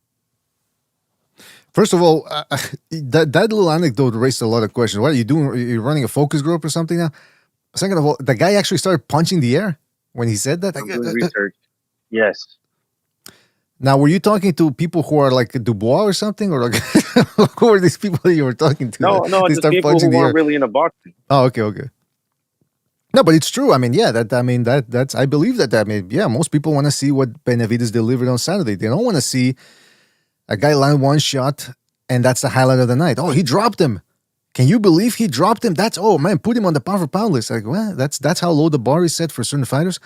And by the way, one last thing about Inoue and Nakatani. Of course, we can't, and then we'll move on from this type of stuff. But I just had to show this. This guy King Allah Carnell, and his thumbnail on Twitter is him showing his grill, his teeth grill, and he says, "You fair skin N-words, love Hayden.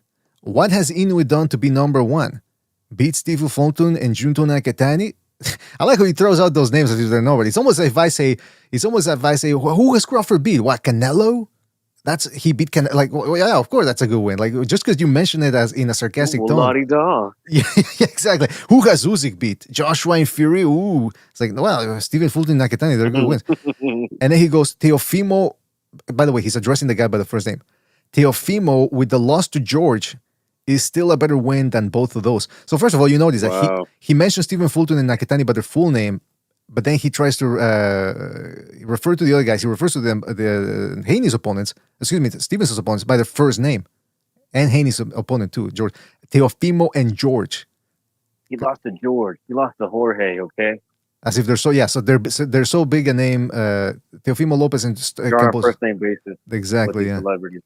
But yeah, how big they are. Just to show you that these people still, it's always racial. It's like, oh, you guys are only Inoue fans because he's not this and he's not that. It's like, no, it's because of the resume. And then when you talk about resume, well, who has he beaten? The best is the people that say they don't watch those divisions, but then they want to tell you so much. They want to be so judgmental of Nakatani's skills or lack thereof, according to them. Meanwhile, they've never actually seen him fight. Well, I don't pay attention to the smaller weight divisions. So what do you pay? Do you pay attention to anything at all when it comes to boxing? Jeez Louise. All right, so well, I mean, if you don't pay attention to those weight classes, don't have a fucking opinion about it. Exactly. Now, as it pertains to that, okay, so that was that right there. Hold on a second. Have to close out this one. Okay, now moving on to okay, this is a little bit more of a little bit of a gossipy thing. There was Quinn Randall, who I didn't even know was from Texas. He says that, continuing the controversy between Jermell Charlo and Errol Spence, because I don't know if you guys remember, we played a clip of Errol Spence badmouthing Jermell Charlo, and we always assumed that they were friends because they were in the same gym, they were hanging out, they support each other, but not so anymore. Now check out what Quinn Randall, who appears to have some inside knowledge of the situation, had to say about this. Mel came up in the conversation also, you know what I'm saying? Errol Spence replied to Mel saying that he don't sell in Houston. He jealous? And he jealous. Mel ain't fought in Houston in fucking... When the last time Mel ain't fought in Houston in years? Maul fights in Houston. Maul fights in Houston. Mel hasn't fought in Houston, bro. I don't know how. It's been over at least about 8-9 years, probably more. He didn't even fight Hadley in Houston. No, he didn't. That was a Texas... Since they did that show together, when he fought Castaño, he fought Castaño. They fought that. That was in New York. That was during COVID. I thought that was in L.A.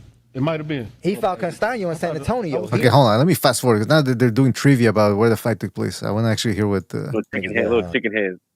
Nah, he fought in San Antonio. Nah, he fought in Los Angeles. Like, come on now, we're up in New York now. He fights east of Mississippi. He's like, we don't care where they fought. Just tell us what you had to say.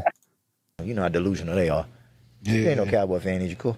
Nah, hell. Okay. I mean, got Jerry Jones promoting you at the Dallas side, so they gonna naturally rally behind you. Didn't he from Dallas?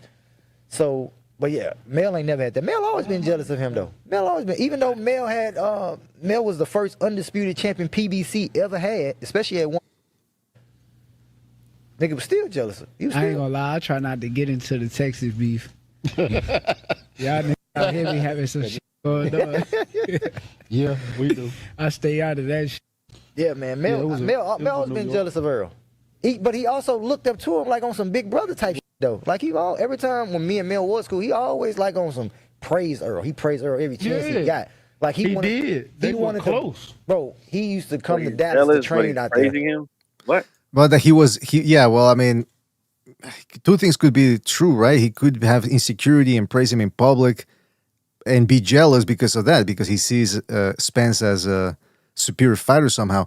I mean, I remember there were rumors that saying that supposedly Errol Spence would beat up on Jermel in sparring sessions, which isn't really. Yeah, it is. I mean, if Castaño could do it in the fights, why not in sparring Spence? But I mean, Jermel Charlo does seem to be a very angry individual, and now Errol Spence seems to be a little bit of the opposite. Also, although he's a bit of a nut job himself. Remember after the accident where he could have easily killed someone because of his reckless driving, and then the first thing, instead of apologizing for it or thanking God or whatever, he goes, "I'm a beast." That's what we put on Twitter. Invincible. I'm invincible. Let's do it again. Yeah. It's like, what? Yeah, and he takes it as a challenge. Like, oh, I'm going to try it again, see if this time I really can hurt somebody. But I'm unkillable. But Sobers, what is this new obsession with certain fighters that they're friends? And no, we're not just friends, we're family. And Big Bro, definitely shout out to Big Bro. You know, it's like they call each other Big Bro, Little Bro. It's like, well, was there something lacking in their family life that now they have to compensate for that later on, or what's going on?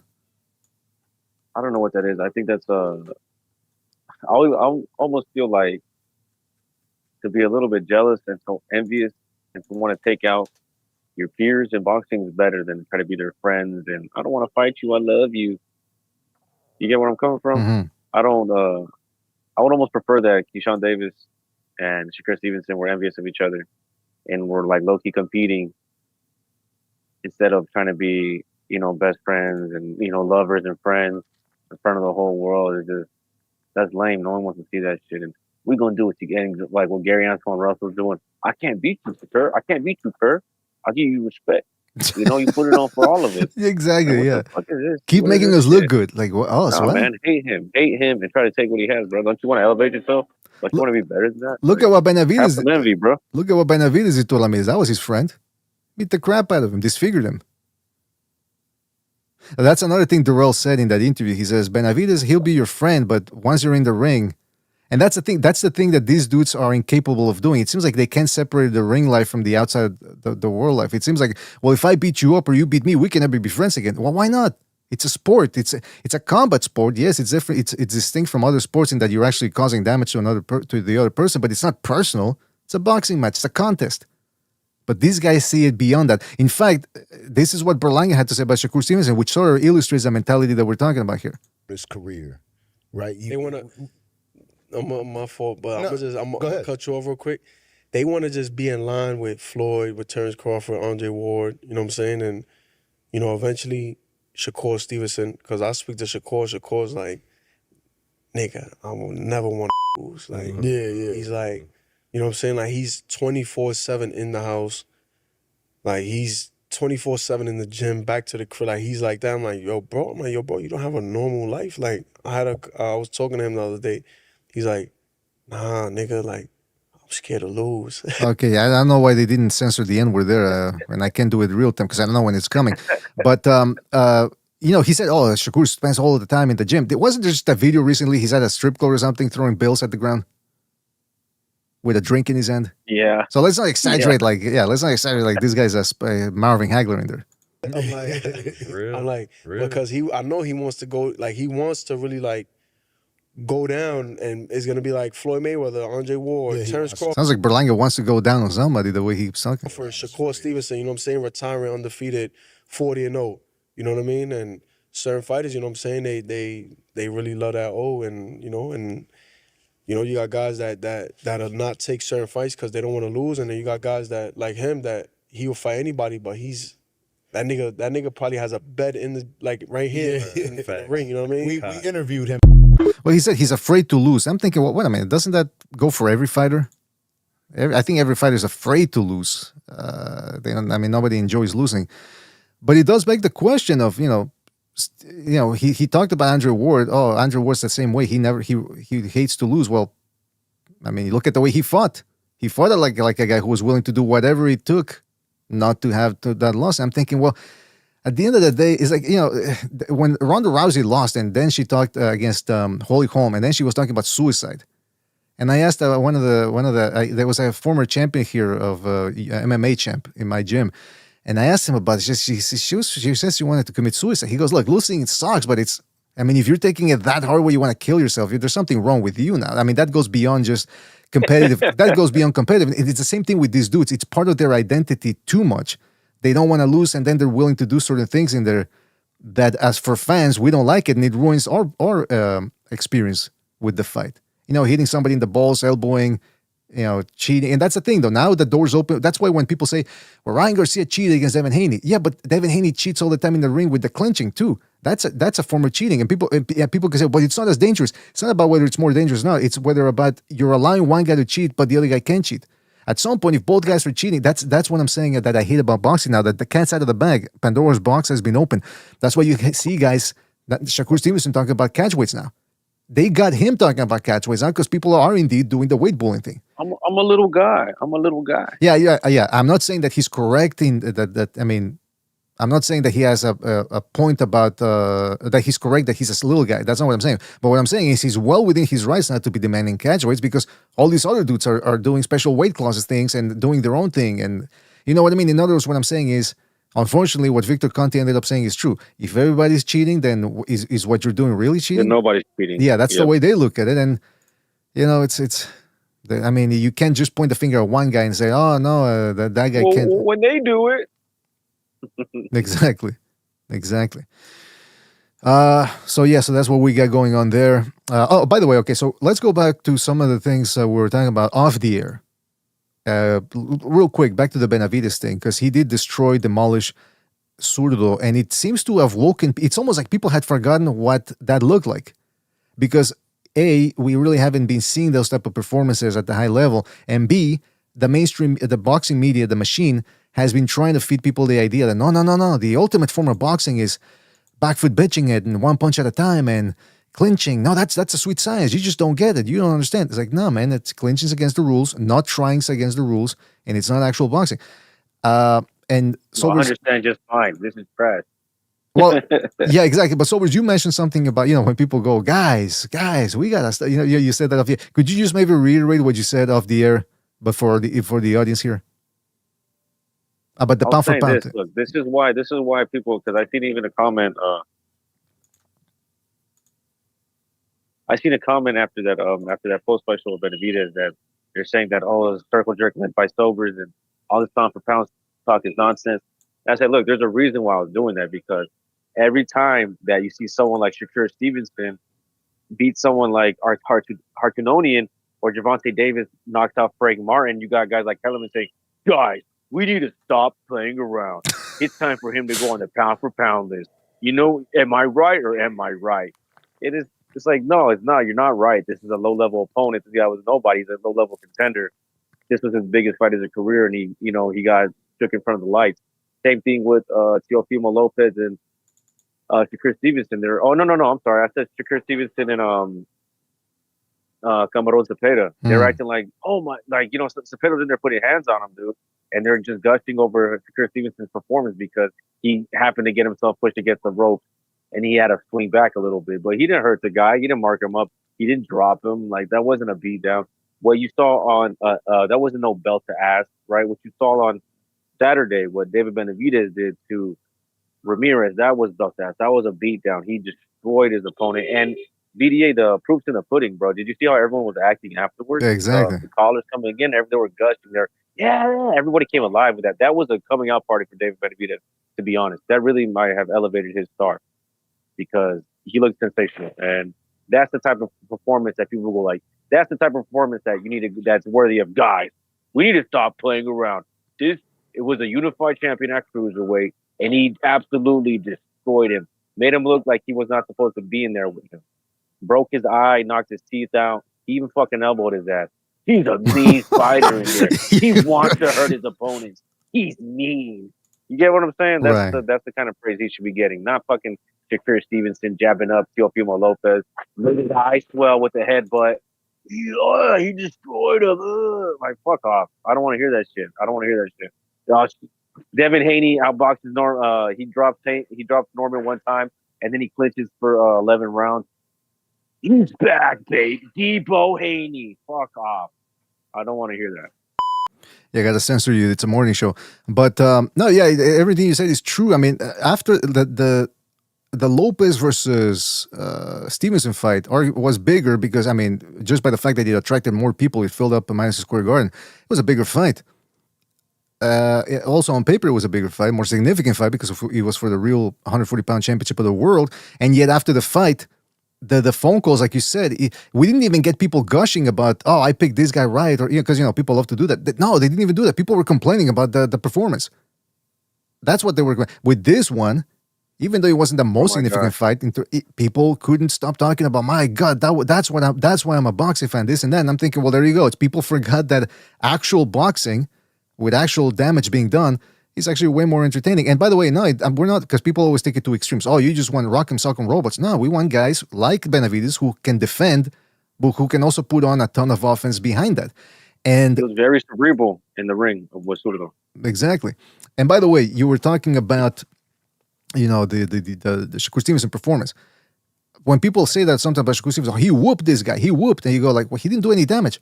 No, but he won on the cards. Why? Like, okay, that's not a whooping. This is actual punching here. So when you talk about whooping somebody, we're talking literally whooping somebody, putting on a beating. That's not what he did. And just to your point, because I had to look it up, because I mentioned this off the air, but I looked it up. Check this out. This is from the Daily Mail. Masterful Shakur Stevenson outclasses Teofimo Lopez in shockingly one-sided demolition to become four-way world champion. That was a demolition, Sobers? I must have missed it. When did the demolition take place? After did they fight again afterwards? But that's what I'm saying is either words have meaning or they don't. You can't just take a word and say, well, I want it to mean something completely different. Then there's a breakdown in society that occurs because of that, or potential breakdown. So one-sided demolition. So if that was a demolition, what was it that Benavidez did to Ramirez this past weekend? But see how people will just say anything to try to prop up a fighter, or it's bizarre, man. It really is bizarre. That so yeah, I really like what you said that off the air when people go, guys, we need to stop playing. They still don't get a BDA. No, but they still don't get a BDA. You see someone in the comments saying, what part of that Frank Martin fight wasn't a beatdown? The point was, who the fuck is Frank Martin? Was he a champion, or was he just like a contender? Mm-hmm. Was he even a contender? Was he a mandatory? Sudro Ramirez was a unified champion. Do you understand the difference between a contender and a unified champion? Do you understand beating up a contender is different from beating up a guy with two belts? And by the way, technically, look, listen, I'm going to disagree a little bit because Frank Martin was ranked number 5 in the lightweight division. I do still maintain that's still one of Tank Davis's best opponents. I know that's not saying much because he hasn't exactly fought the best, but it was a good he knocked him out at least. But technically, I will disagree with, what's his name? Mike from Virginia. He says, that wasn't a beatdown. He knocked him out with what was it, 2 punches, boom, boom, and ended it. It wasn't a prolonged, but that's why I'm saying the difference between what Benavidez did is he provided a sustained beating throughout the rounds, which denotes skill, because anybody can, look, Schofield knocked out Tevin Farmer in under a round, right? And again, you got to give him props. And it's difficult to criticize a 1-round stoppage. But at the same time, you go, Deontay Wilder knocks out people with 1 punch, but how much skill does he really have? I will always argue that it takes skill to be a power puncher, contrary to what most people think. However, once that's out the window, what other skills do you have? That's what we want to find out. And with Benavidez, that's what I'm saying, is he doesn't knock people out with 1 punch, but he provides you a different type of skill set and a more nuanced skill set, because he can actually constantly chase down his opponents, close down the escape avenues, and beat them up. Tank Davis is a level below that because he doesn't do that to opponents. He'll bail himself out with a couple of punches here or there, boom, at the end, after he's dropped a whole bunch of rounds. So that's a distinction that I'm trying to make. And again, I'm not saying Tank is completely devoid of skill, but what I'm saying is what we're seeing here, that's a different thing. And like you said, people always make a big deal about championships. Now all of a sudden I'm seeing some people in the chat saying, well, how did he get the championship belts? Like, okay, so then the belts don't matter then, which is what I've been saying for a while now. But now all of a sudden people want to disparage the belts. People pick and choose when to do that. Now, there's more news here. Shout out to everybody in the chat. Don't forget to hit the like. Really helps us out. Here's the one. Hold on. All right. So I like the belts. I like the idea of the belts. I like the idea of fighters fighting for multiple belts. I think it makes it a big deal when they're up there on stage and they have like 8 belts on their shoulders, whatever, and the other guy has 6, and they're like, "Yeah, they're fighting for all of them, baby." I think that looks badass, and I think that adds prestige to it. It used to mean I don't hate the belt. You know what I mean? I'm different, man. Because it used to mean something, but I mean, the whole point of having a belt is that you earned it, You're right? jaded. Yeah, I know I'm jaded, but I mean, the whole point of having a belt is that you earned it, that you beat the best together, and so therefore, if you had a belt, it meant you fought the best. When you're a guy like Ryan Garcia who jumps up to welterweight, you lose against Rolly Romero, and then all of a sudden you get a shot at a belt when you didn't earn it. And Mario Barr is a guy that didn't really earn that belt either. What the fuck did he do? Who did he? Infinite title shots. Exactly, just an infinite cycle. So yeah, for years now, since 2002, the belts have meant very little to me, and they've only decreased. They don't really mean nothing. They don't mean anything anymore.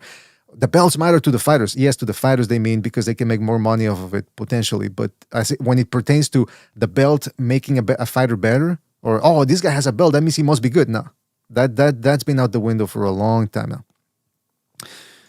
Here's what Teofimo Lopez had to say about, because Sobers, I don't know if you saw the rumors people were saying, and it was more than anything, it was started by Bill Haney. Supposedly there's $100 million deal on the table for Devin Haney. And some people were saying, yeah, you see, he's a big star. Where the Tank Davis fans at now? Because the Tank Davis fans would often say, stop talking about money, stop pocket watching, blah, blah, blah. So now the Devin Haney fans were accusing Tank Davis fans of pocket watching, saying, "Oh, well, now you're saying the deal's not real. Why are you pocket watching?" So, but who does? A lot of people are skeptical about this $100 million deal, including Teofimo Lopez. Here's what he had to say about it. You and Haney, how does that end? Me and Haney? Yeah. With my hand raised? If Haney gets decision or knockout? Decision or knockout? It's gotta be a knockout. If Haney gets 100 mil, what does Teo get from Sufa? 200. Bill said 100 bands. Man, that's false. Ain't no way they paying that much. If they are, you need to get double. What's Teo's asking price if it is 100 million though? Man, I just want the best. By the way, how Weasley is Ellie Sagback, man? If Haney gets 100 mil, how much Teofimo Lopez get? 200 mil. He jumps in. Listen to it again. Man, that's false. Ain't no way they paying that much. If they are, you need to get double. What's Teo's asking price if it is 100 million though? Man, I just want the best fights. Let's just do that. Oh, he said double before. That much. If they are, you need to get double. If you are, you get double. Why? Like, Teofimo Lopez is not a big star, man. Why is he gonna get 200? Anyway, the point is, he says he disbelieves. Teofimo Lopez says he disbelieves the $100 million thing, and yeah, it's true. Like, would Canelo even get 100 mil for one fighter? He did against Crawford, right? Okay, but that was a fight that transcended the sport, right? But that's Canelo and Crawford. That's Canelo. Uh-huh. It's not, Devin Haney. Who the fuck gives a shit about Devin Haney? The Devin Haney fans have grown to be. It's interesting. Look, there's the hardcore fans of any group are annoying, but for distinct reasons. Like I've said it before, like Canelo fans can be annoying, of course, because especially if they're casuals, because they'll just say dumb shit off the bat. Tyson Fury fans are just as annoying as the AJ fans, but in a different way. Like, for example, AJ fans are more whiny about protecting. Don't say this about AJ. Stop. The Fury fans, they tend to be a little bit like mentally unhinged. And they'll say a lot of racist stuff, for example. Not necessarily, I'm not saying they're racist, but I think they'll just say racist stuff. Shots at Gypsy there? Gypsy King? Oh, absolutely. Yes, I'm saying gypsies. No, I'm kidding. No, but see, there's characteristics to these groups. The Haney fans are delusional. That's their main characteristic. They're a delusion. They think Haney is the best fighter ever, the best fighter in the world. They think he's worth 100 mil. And oh man, I forgot the account. There's a guy on Twitter. He just won't stop talking about Dave. I think he got an interview with Bill Haney. So now he won't stop bringing up the Haney so he can keep having contact with him. Because that's the thing about some of these social media content creators. They depend on interviews and access to fighters or trainers. And you know what? I wouldn't be surprised if Bill Haney's still going around there handing out a couple of $100 bills to some of these YouTubers and social media personalities to keep churning out the propaganda. Because I think that's why Bill Haney, that's why he threw out that whole $100 million deal thing. Because the rumor is, and Eddie Hearn's has been saying this, the Haneys don't have a lot of options right now. They're asking for too much money, but nobody really wants to pay that money to watch him fight or to have him on their platform. So I think out of desperation, they're coming up with this rumor that, oh yeah, someone's offering us 100 mil, which is, it's not that implausible, even though it is, but it's not that implausible to some people because Conor Benn did just get paid 10 to 15 mil for one fight. So maybe they're entering into negotiations with somebody, the Haneys, and they're trying to throw out this BS rumor to give the impression that, you see, we're in demand. How much you want to give? You know, and so maybe somebody comes out. You better match it. Can you match it? Yeah. No. Nobody wants 100 mil for you. But I was talking again about that type of delusion about from the Haney fans. Check out this dude on Twitter. He says Shakur doesn't want to fight Devin Haney because he knows Devin Haney has one of the best ring IQs in boxing and hates that Devin knows his style and knows that Devin is on the same level, if not better than him. So he doesn't want to fight Devin on the even playing field. First of all, I look, Shakur Stevenson has got, just like the David Benavidez thing, he's gotten a lot of hype. He's unbeatable. Nobody can beat him. Nobody between 130 and 147 can beat him. He's got to go up to a middleweight. Look, I've heard it all before. I've heard this before from fight. He's invincible. Then next thing you know, the guy's looking human in his next fight. And then the opposite happens. Now all of a sudden he sucks. People love to go on the other side of the extreme. Shakur Stevenson is beatable. But I'm not saying he's beatable in the sense that, oh yeah, he's easily beatable. No, I'm saying he's not invincible. He's limited because by virtue of the fact that he likes punching power and the willingness to go for it. So that if he ever gets into a close fight, Tank Davis, and it looks like the De Los Santos fight, maybe the decision doesn't go his way, right? It's gonna be like Pernell Whitaker. Nobody in his prime could beat him decisively, but he could be beaten. And that's why he was always crying about, oh, I got robbed. And he's like, well, the De La Hoya fight wasn't no robbery. The Buddy McGirt fight, the first one, could have gone against you. You know what I mean? But because he's so defensively slippery, it's difficult to, like I said, fully dominate him. And I think that's the same thing that's going to happen with Shakur Stevenson. However, with this dude saying that Shakur Stevenson is scared of Haney and that Haney has the same IQ or superior, first of all, I've said it before and I'll reiterate here. Devin Haney, the fact that he clinches, is indicative of a guy who is not that versatile. Because, yes, Shakur Stevenson is guilty of standing on one of the pillars of the ass style, which is lack of activity. But that is not as egregious as the other side of that ass, which is the clinching. Because, okay, running around the ring and not trying, yeah, that's against the rules because you're not trying. You're trying to avoid action, and that is illegal under the boxing rules, under the Marquis of Queensberry tenets. However, if like, for example, what Stevenson did against Lopez wasn't as egregious as the Los Santos fight, and therefore, even though it wasn't entertaining, it's still acceptable within the rules of boxing. The clinching is not. And I've said it before. I know this is an old sparring session. It took a place a long time ago when both guys were skinny as a pair of sticks. But you could still see the difference of character between Shakur Stevenson and Devin Haney. If you watch those first two rounds of the sparring session, it's kind of even. Then Shakur Stevenson finds the rhythm, he finds the timing. All of a sudden, Haney can't catch him clean, and Stevenson is catching him more often. And what does Haney do? Once Stevenson made his adjustments, what is the big Haney adjustment? He turned it into a wrestling session. He started clenching, he started mauling, because that's essentially what Haney will do. Once he runs out of ideas, it's clinching. And people could say, well, how come he didn't clinch Lomachenko? Little ass Lomachenko who was coming at him and who was smaller. He did try, but Lomachenko is notoriously difficult to clinch. That's why he couldn't clinch him. But if you look at and also there's a southpaw thing, because he couldn't really get a grasp on Jojo Diaz either. But you look at the Linares fight when he was hurt. What did he do? Clinching. Against George Kambosos, he jabbed him, but he couldn't really put much together in terms of combos. So what did he do? Jab and clinch. Same thing against Norman.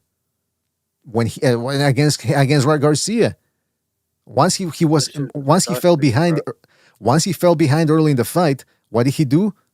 One punch at a time clinch. That's his go-to move, clinching. That's his big adjustment.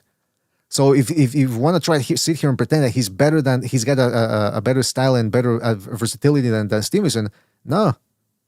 At least I haven't seen it. Sobers, what do you think? Am I wrong here? Am I seeing things or not seeing things?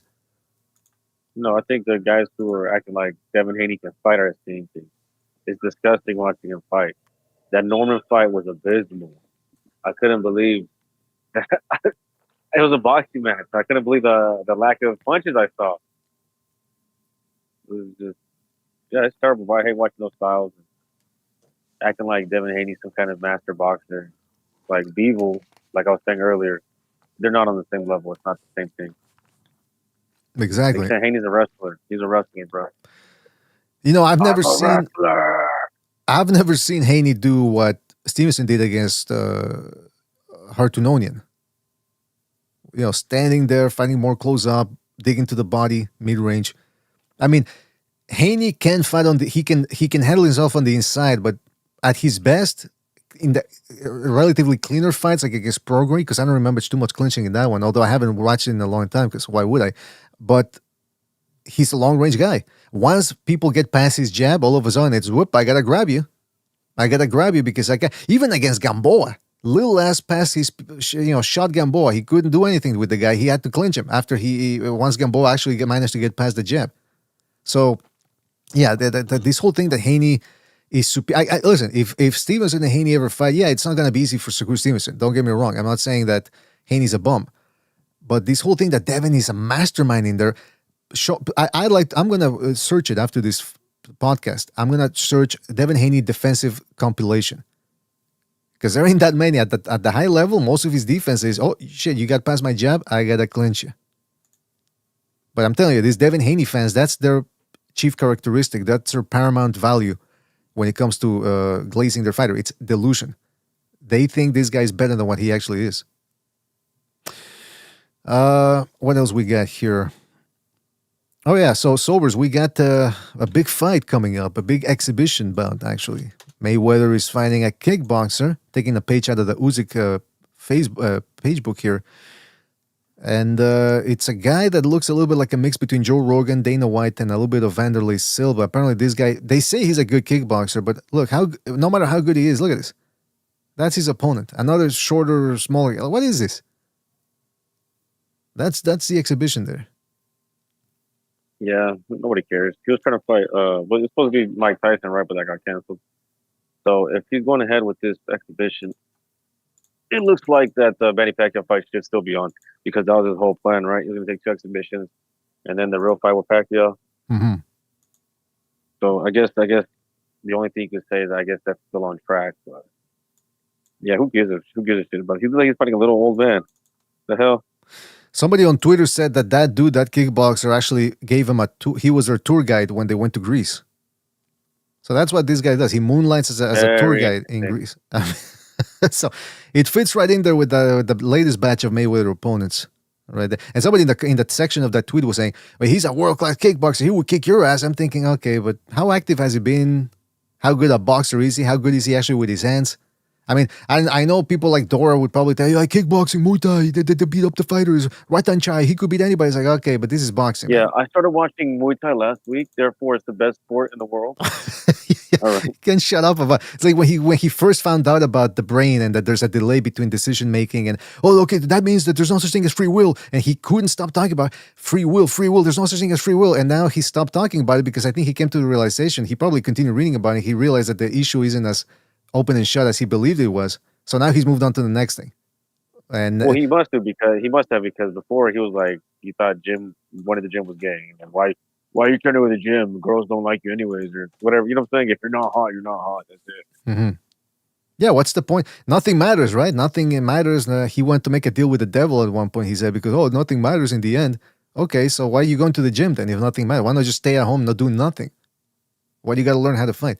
But anyway, listen, trying to get to the bottom of what goes on in his bizarre head is it's a whole different thing altogether. By the way, here's a clip of Bam Rodriguez saying he's fought at 126 before. There was an interview with Mr. Versace, and I didn't even know about this. Check this out. Correct me. I think early on in your career, you may have weighed like 126 for one fight. I think so. I think I weighed in a little heavy for one of my fights just because my opponent came in heavy. So I remember seeing that when I was researching stuff, and I said, I can't even picture Bam at that weight class. Yeah, no, it's crazy. I mean, I'm not too sure what happened that time. I think my opponent came in heavy, so that's why I weighed in at 126 or around that weight. He's not sure about. I don't know. I don't like that answer. I'm not sure what happened. I'm not sure. A little sus. How can you not remember? I'm pretty sure you're the A side every time. What do you mean your opponent came in heavy? Exactly. I mean, all of a sudden he can't remember the only fight he's ever fought 126. He can't remember I the date. think maybe it was him. Like, are you sure about that? And look, he always looks chubby, and Robert Garcia fighters are notorious for sort of struggling to make weight or fighting at divisions that they shouldn't. In fact, he's a snack fighter. Let's not forget, he's a snack fighter. Snack is not just to make you faster, stronger, whatever. It's to actually keep you stronger and fast despite the intense weight cuts. I'm not saying, it's difficult to call Bam a weight bully because he's not that tall or whatever, but Sonny Edwards accused him of the same thing. He says, "Hey, like, we all know you have a trouble cutting weight. You're not supposed to be fighting in this division." So that's why I'm thinking about when people say, "Oh, Inoue would be too big for him, Nakatani." I don't know about that anymore. And Bam has extremely long arms too.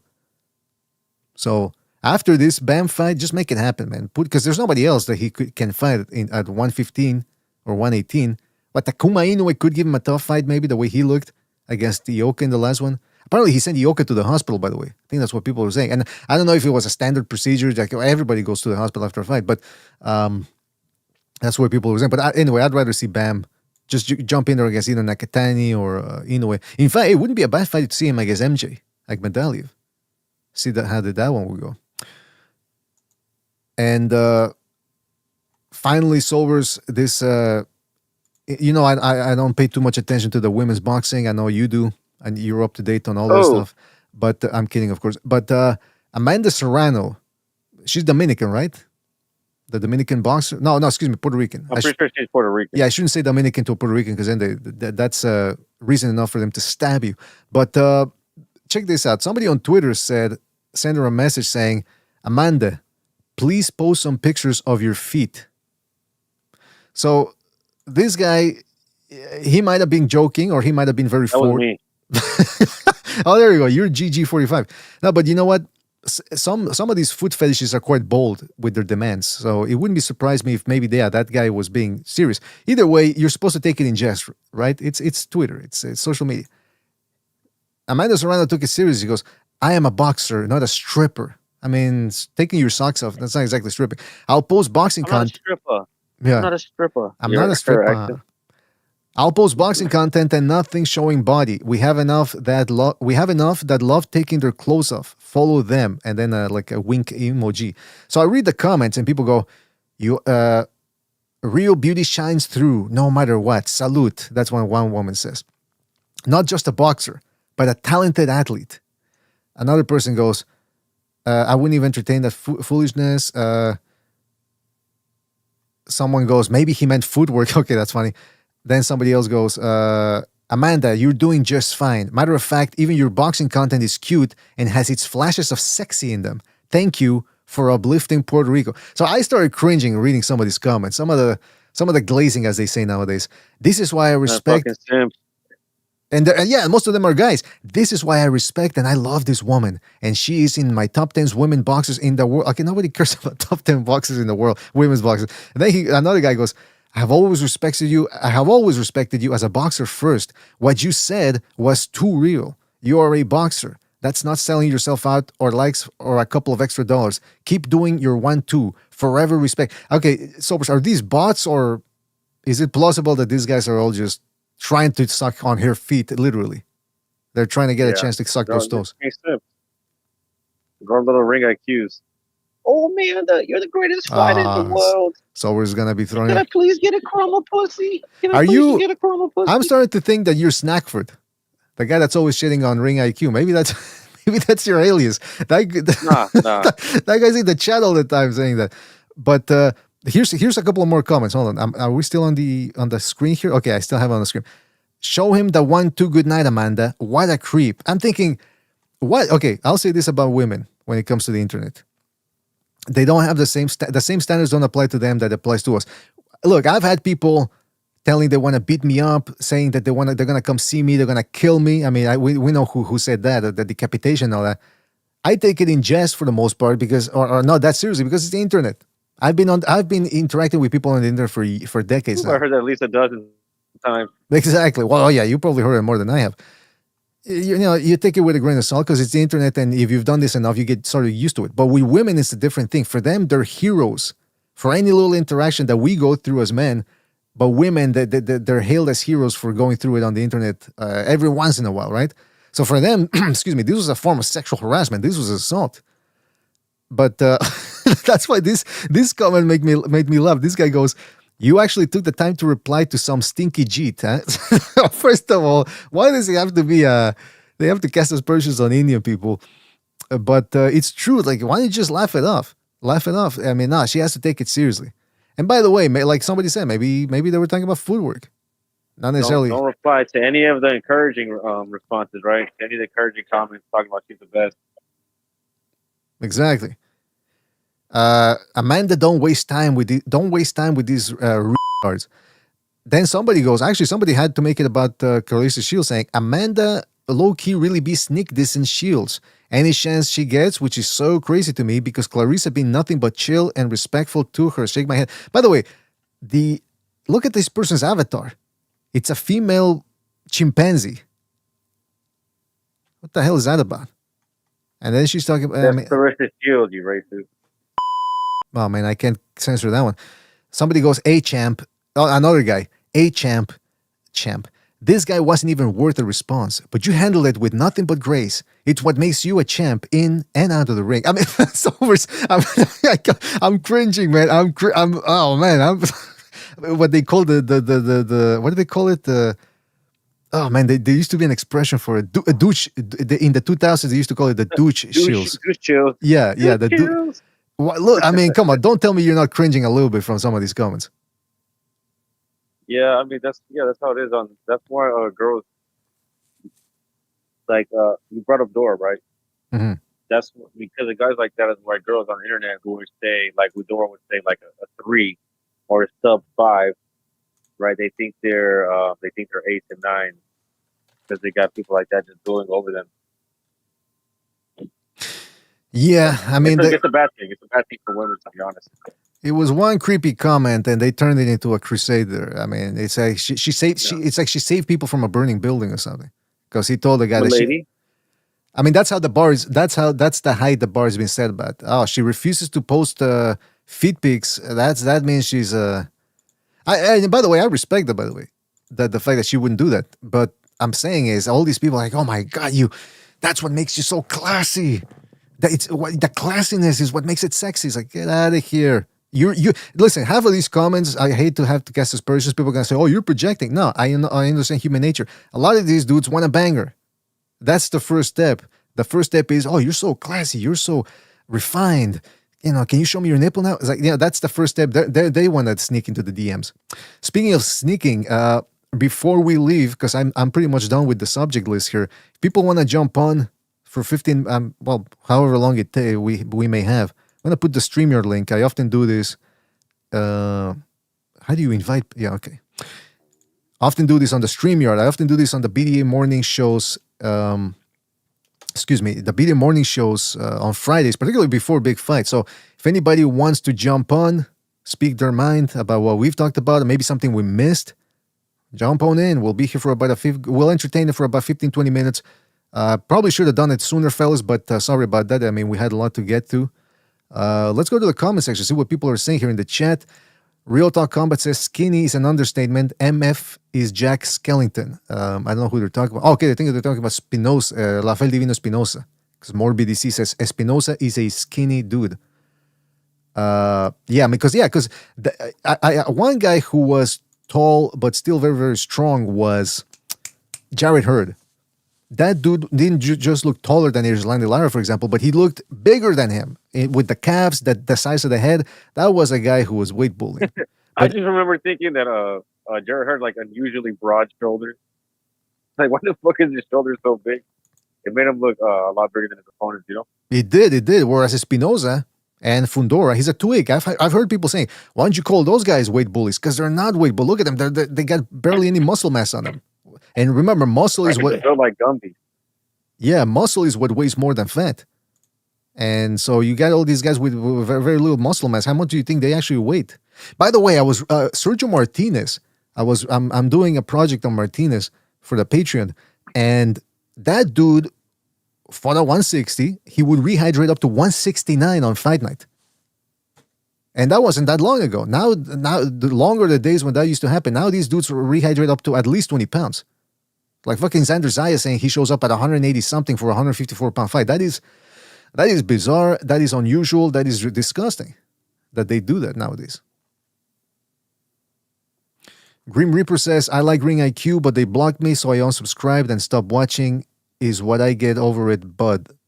Is what I get over it, but I don't know what that means. Morbid DC says, who is Moon? They blocked him for what?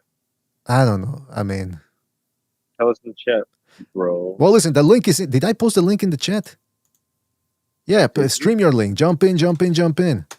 Well, otherwise we're gonna leave here. I want to hear from the people. Maybe something we missed. I'm not that account snacker. I just know that dude really likes female boxing for some reason. And the only reason I can think of is like you must think those bitches are really hot. There's one that was hot. Who was it? It was a blonde. The one who fought Sinesa Estrada. Valle. I like her. Well, maybe that was her. I don't know. I'd have to look up the pictures. Remember the one who was with the MVP CEO. Okay. I think I have to pull out my goon folder and start putting some of those pictures there. Bank. Miso Dainisi says they have the xenomorph build. Yeah, some of these dudes are way too skinny, man. And that's why they are able to fight it.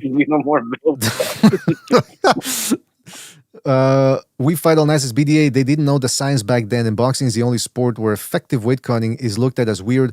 Boxing for the other sports have yet to evolve. Nah, man. I mean, it's trying to get an advantage. That's why they do it. Has nothing to do. I mean, what's the rationale between cutting 25 pounds? Does it feel good? Does it get them excited? I mean, they do it for the advantage. So many other sports, this is normal. Okay, it's normal in other sports. It wasn't normal in boxing. It was only changed when they started doing the 24-hour weigh-ins and then the 36-hour weigh-ins.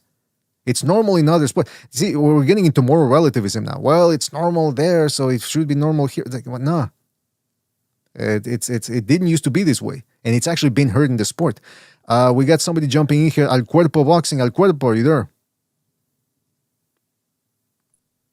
Yo. What's up, Al Cuerpo? What's up? Can you guys hear? We can hear you, man. What's up? All right, great. Nah, man, I was listening to you guys earlier, and then I just started to drop by right now, and I saw you guys had that StreamYard link, man. It's like I'm always trying to find that link, so now I can use it. Yeah, we don't usually. So what do you do, man? We don't usually post on StreamYard because, when we do the open lines, for example, if you don't pay for StreamYard, it limits you to 6 people. In fact, if you pay for one side of the package, it's 10 people. And I think the maximum is 20 or 15. So it's not really worth it. We do it through Discord, but it's easier technically it's easier to do it through StreamYard because more people have it.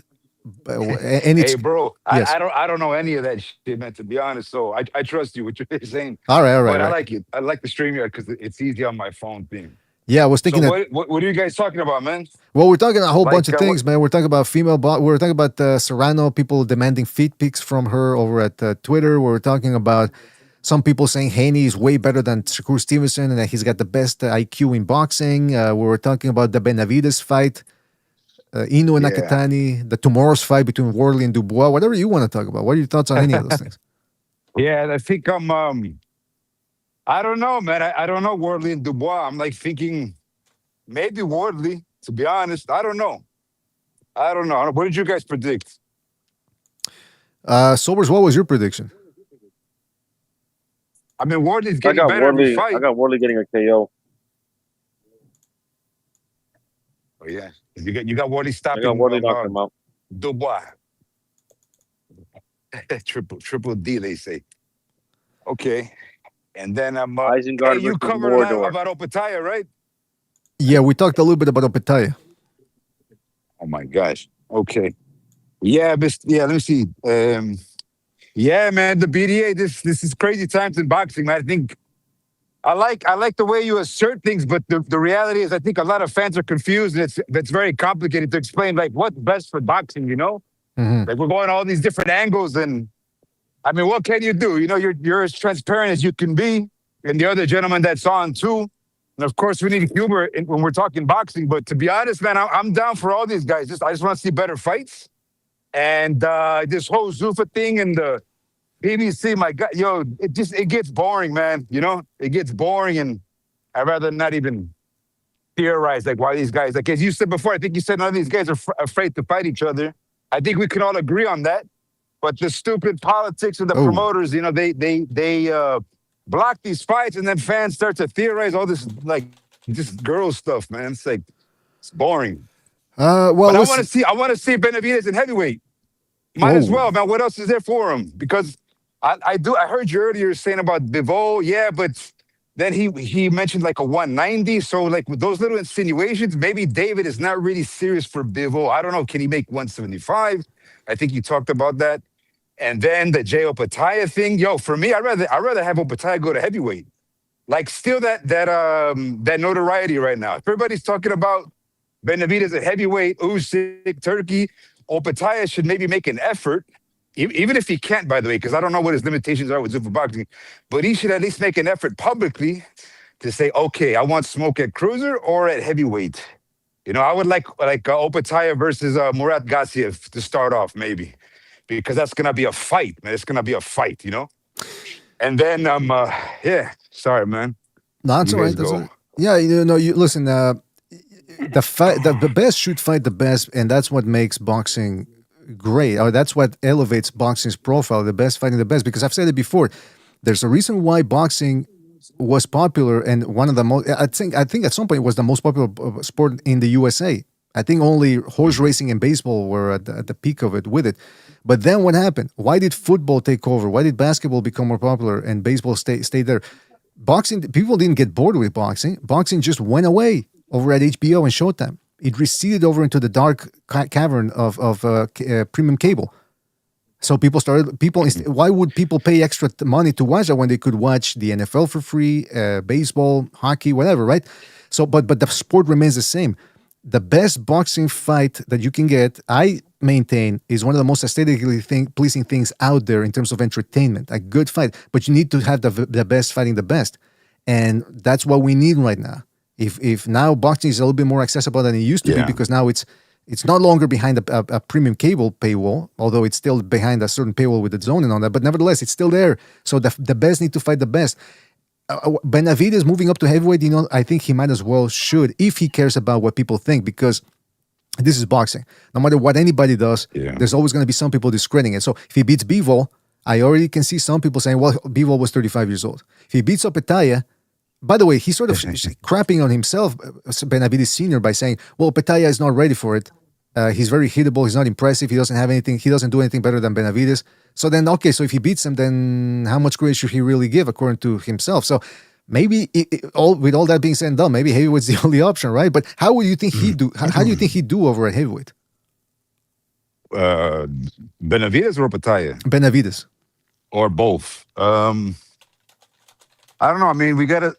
As far as like a fight, if you want to see a fight, man, give me let me think. Maybe like a Richard Torres, maybe an Andy Ruiz, Gassiev, right? Because these are fights. Because a lot of fans get confused. Like, David likes to fight, man. He's not into like no distance boxing and safety. And that's good. Some fans like that. Some fans don't. Some fans like the quote pure sweet science, blah, blah, blah, which David could do, by the way. But David going to heavyweight, he's going to have to prove a lot more, man, because that 20 pounds and that upper torso makes a big difference. As I noticed earlier, you were talking about blocking shots, you know, with your guard. And, you know, we all know David's not really that heavy upstairs, man. So it's easier for heavyweights to really, like, shatter him around. Kid you not. They can easily do it, no problem. Especially like Andy Ruiz, man. He's got so much weight on the top. So anyways, and let's say Benavidez doesn't do his traditional style, like as he does in cruiser or light heavyweight. We might actually like that from David. We might actually appreciate that because he's showing more dynamics, right? But we have to see it at heavyweight because I think you guys agree Benavidez is going to have to adjust to the weight class going up to heavyweight. And I'm just going to say one other thing, too, because I know my guy Carl comes here a lot. You know, Carlito from Australia. And I think you know him, too. Mm-hmm. I think he made a good point in saying that the reason why Opetaia just got into this situation is because Eddie Hearn in Turkey, they didn't really hook up Opetaia in the last 2 years. He was doing all his efforts for like Riyadh season events. And I always told Carl, I said, yo, where are the offers from Hearn or Turkey to support Opetaia, right? He's the ring belt champion. How come they're not making big offers for Surdo or big offers for somebody? Like, I never saw those offers publicly. And that's where they failed. And then Eddie Hearn's complaining, well, Opetaia didn't sell. Who cares? It's in Riyadh. Who cares if he sells or not? The Saudis don't care about that stuff. They just need they just need to push their propaganda, right? And I give them credit for that too. I'm talking about the Saudis. Mm-hmm. So that's one thing why Opetaia had no choice. I think you guys would agree too. If Eddie Hearn's telling Opetaia, nah, man, we can't do this because the guys upstairs are saying you can't sell tickets. Okay, so get funding from somewhere else and make the better fights. Exactly. You know, so that's Opetaia's thing, man. Opetaia just gotta. It is what it is, guys. I don't know much about the Zuffa boxing thing, but I wish them all, best of luck. Well, because that's the thing that El Cuerpo, Jose Benavidez Sr. said. Well, we don't want to fight Opetaia because he doesn't. Who knows who he is? Who knows? Nobody knows him. So he's talking about the magnitude of the event and therefore connected to the money. So what happens if Zuffa TKO? Because again, they seem to have money to spend. What happens if they give him an offer that's more substantial than a Bivol fight? Would they take it? Because BDA, he's protecting his boy, and I respect him too. He's protecting his boy. And I'll tell you guys, I've been to Riyadh twice. I'm gonna go to Riyadh again for Canelo and Billy in September. Ooh. I'm gonna tell you this, guys: 85% of the people in the stadium are all Arabs, man. Who do they know? They don't know these guys, and they're still cheering for Nakatani, for Logan Hernandez. I was screaming out loud. I said, dale, dale, dale. And the Arabs were literally copying me because they were having such a good time. So with that being said, Jose Benavidez Sr. is wrong about who knows who. I don't believe in all that stuff. But anyways, the Saudis don't believe in that either. Well, I'll they say don't this, care. man. They just want to see fights, They just want to see fights. I'll say this, El Cuerpo. I don't know if Jose Benavidez feels like, I got to protect David from Opetaia. I don't know if that's true. I'm willing to give. I always try to give these fighters and the benefit of the doubt. However, that to me, actions speak louder than words. And so, if that's their argument about, well, it's because Opetaia is not a big name, then what happens if they do come up with an offer that says, okay, well, it might not be for a belt, but it'll be for $10-15 million? What's that? Then they're going to be putting Benavidez on the spot, and it should be the Benavidezes. If they really believe that, Zuffa TKO doesn't want to work with anybody, put them on the spot. Go out there and make it public that you're trying to negotiate with Zuffa TKO. That way, if it doesn't work out, people will blame Zuffa TKO and say, okay, the Benavidezes were right. You can't make a fight with Zuffa TKO, because it was the same thing with Benavidez and the WBC and Canelo. Oh, Canelo doesn't want to fight me. Canelo doesn't want to fight me. But then he never put the WBC on the spot. In fact, he's working now with the WBC, and they've been giving him spots. So what I'm saying is, all these YouTubers, let me say this, all these YouTubers and social media people who interview fighters, they love to bring up Canelo's name because obviously it attracts eyes. And another thing that attracts eyes is Benavidez talking about Canelo. Because if he disparages Canelo, then there's a lot of people going to tune in to hear that. So with that being said, that being the logic here, Benavidez could have very easily gone to these platforms and trashed the WBC and put them on the spot and saying, hey, mandate the fight. I never really heard that. I heard a lot of blame being placed on Canelo, him being scared and this and that, but never about the WBC. So he should have put them on the spot. And it's the same thing here. Put Zuffa TKO on the spot. Say, hey, look, me and my handlers, we're trying to get through to them. We sent them a contract. We were beginning negotiations, and they're not doing that. Now, there is a potential that they could pretend that they want to fight during negotiations and then just sabotage them, because we've seen that before. Like, for example, Tyson Fury and Usyk in the first go-around. But at least try, right? That's all I'm saying. What do you think? Yeah, well, what I mean by protecting, I don't mean that in a negative way at all. I mean, I'm literally speaking of the moment. Like right now, Benavidez, like the way his father sees his son, his physique is not acclimated for heavyweight, or let's say prime cruiserweight, right? Because we know Opetaia is a big dude. So Opetaia is also boiling down to make cruiserweight hardcore, in my opinion. So I think Benavidez, if Jose Benavidez, maybe like in a year or two, I think he would have a different opinion on the situation. I think he's just literally trying to protect his boy and conserve that. Oh man, more money for them. But for me, it's just all about the physiques, the comparison of physiques. Because for me, I thought Tony Bellew did pretty good in the early rounds against Usyk, and that was a more heavyweight Tony Bellew, right? He was all Flacco in the when he was fighting at like heavyweight, like anorexic, skinny, and that proves my point that Benavidez just needs time to acclimate at the highest weight, which is heavyweight or cruiser, whatever.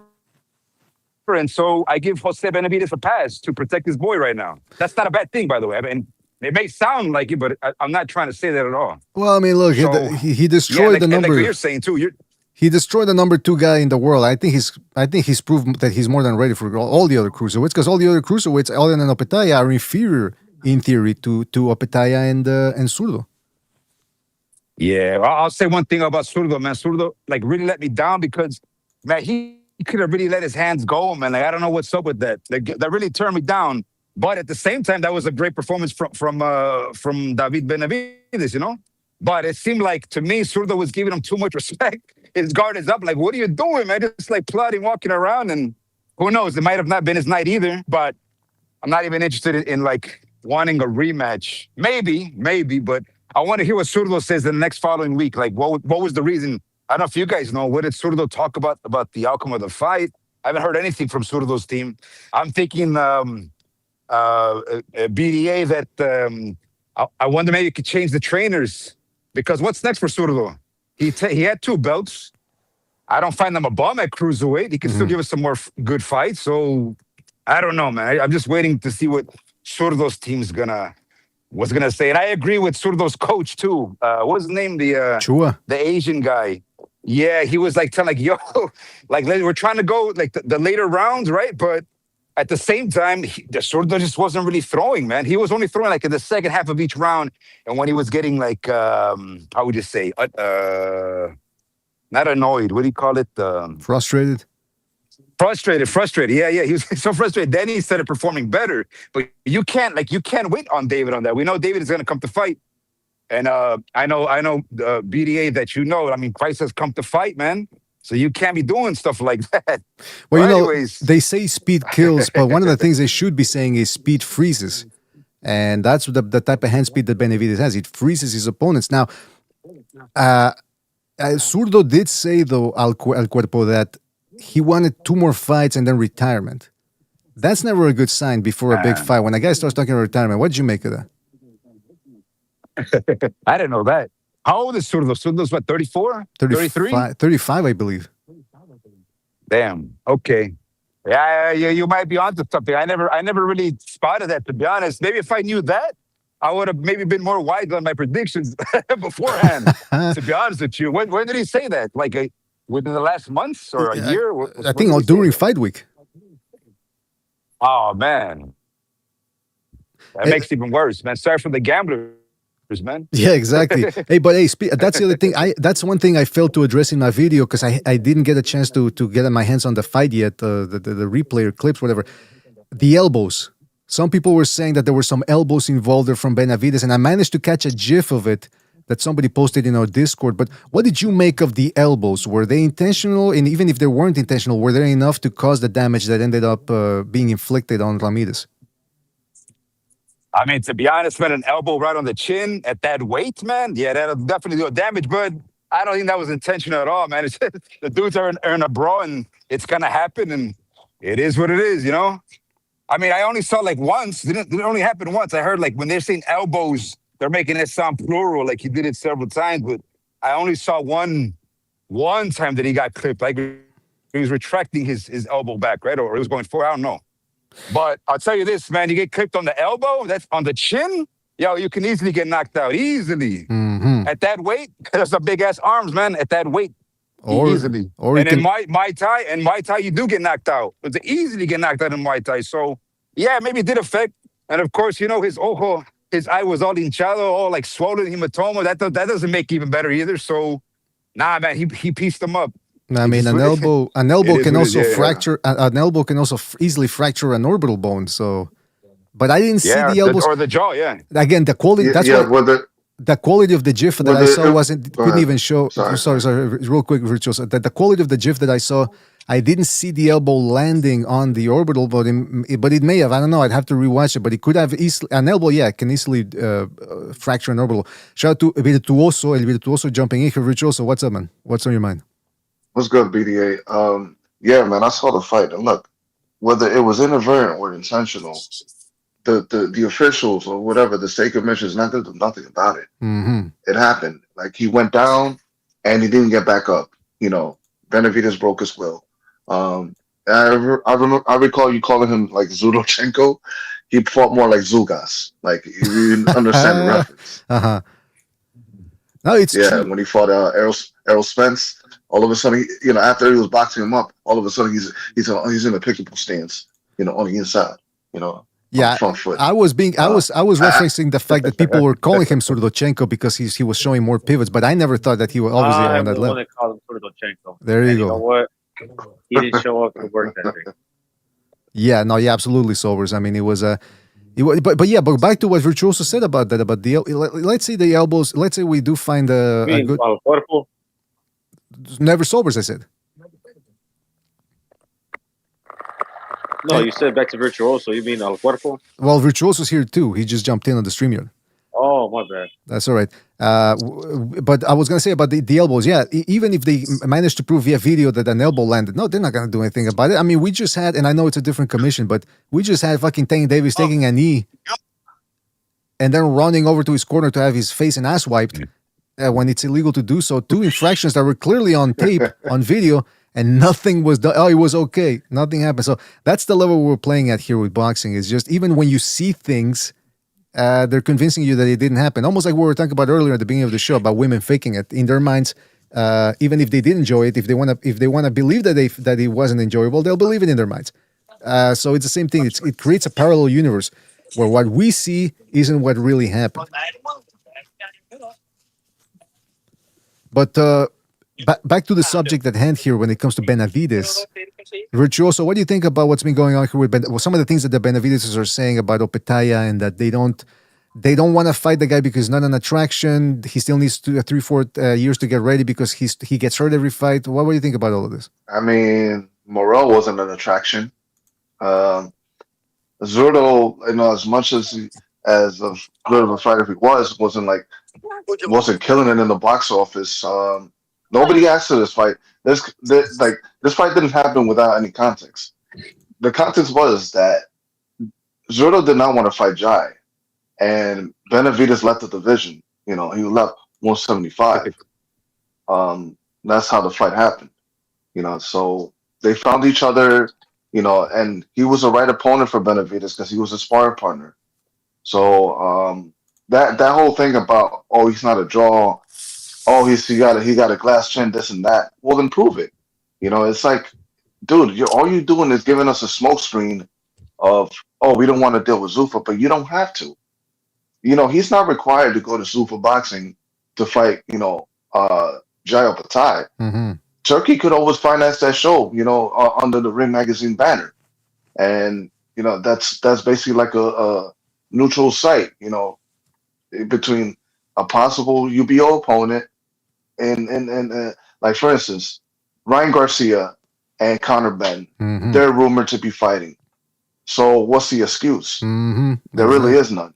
Yeah, that's what I was saying. If that happens, then that sort of puts a kibosh on that reasoning behind it. And that's the other thing is, what do you think about this? I was thinking, well, immediately after the fight, they're bringing up Zuffa, the Benavidezes. And I'm thinking, well, have you actually ever tried to negotiate with Zuffa? Have you actually reached out for negotiations or something? Because if not, then how do you know that you can't work with them?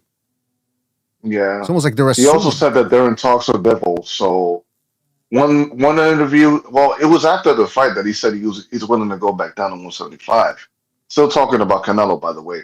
But yeah, he said he's willing to go down to Bivol, but then he tells Ariel Helwani, let's do this. Let's make the fight at 190 as a catchweight. That's cruiserweight.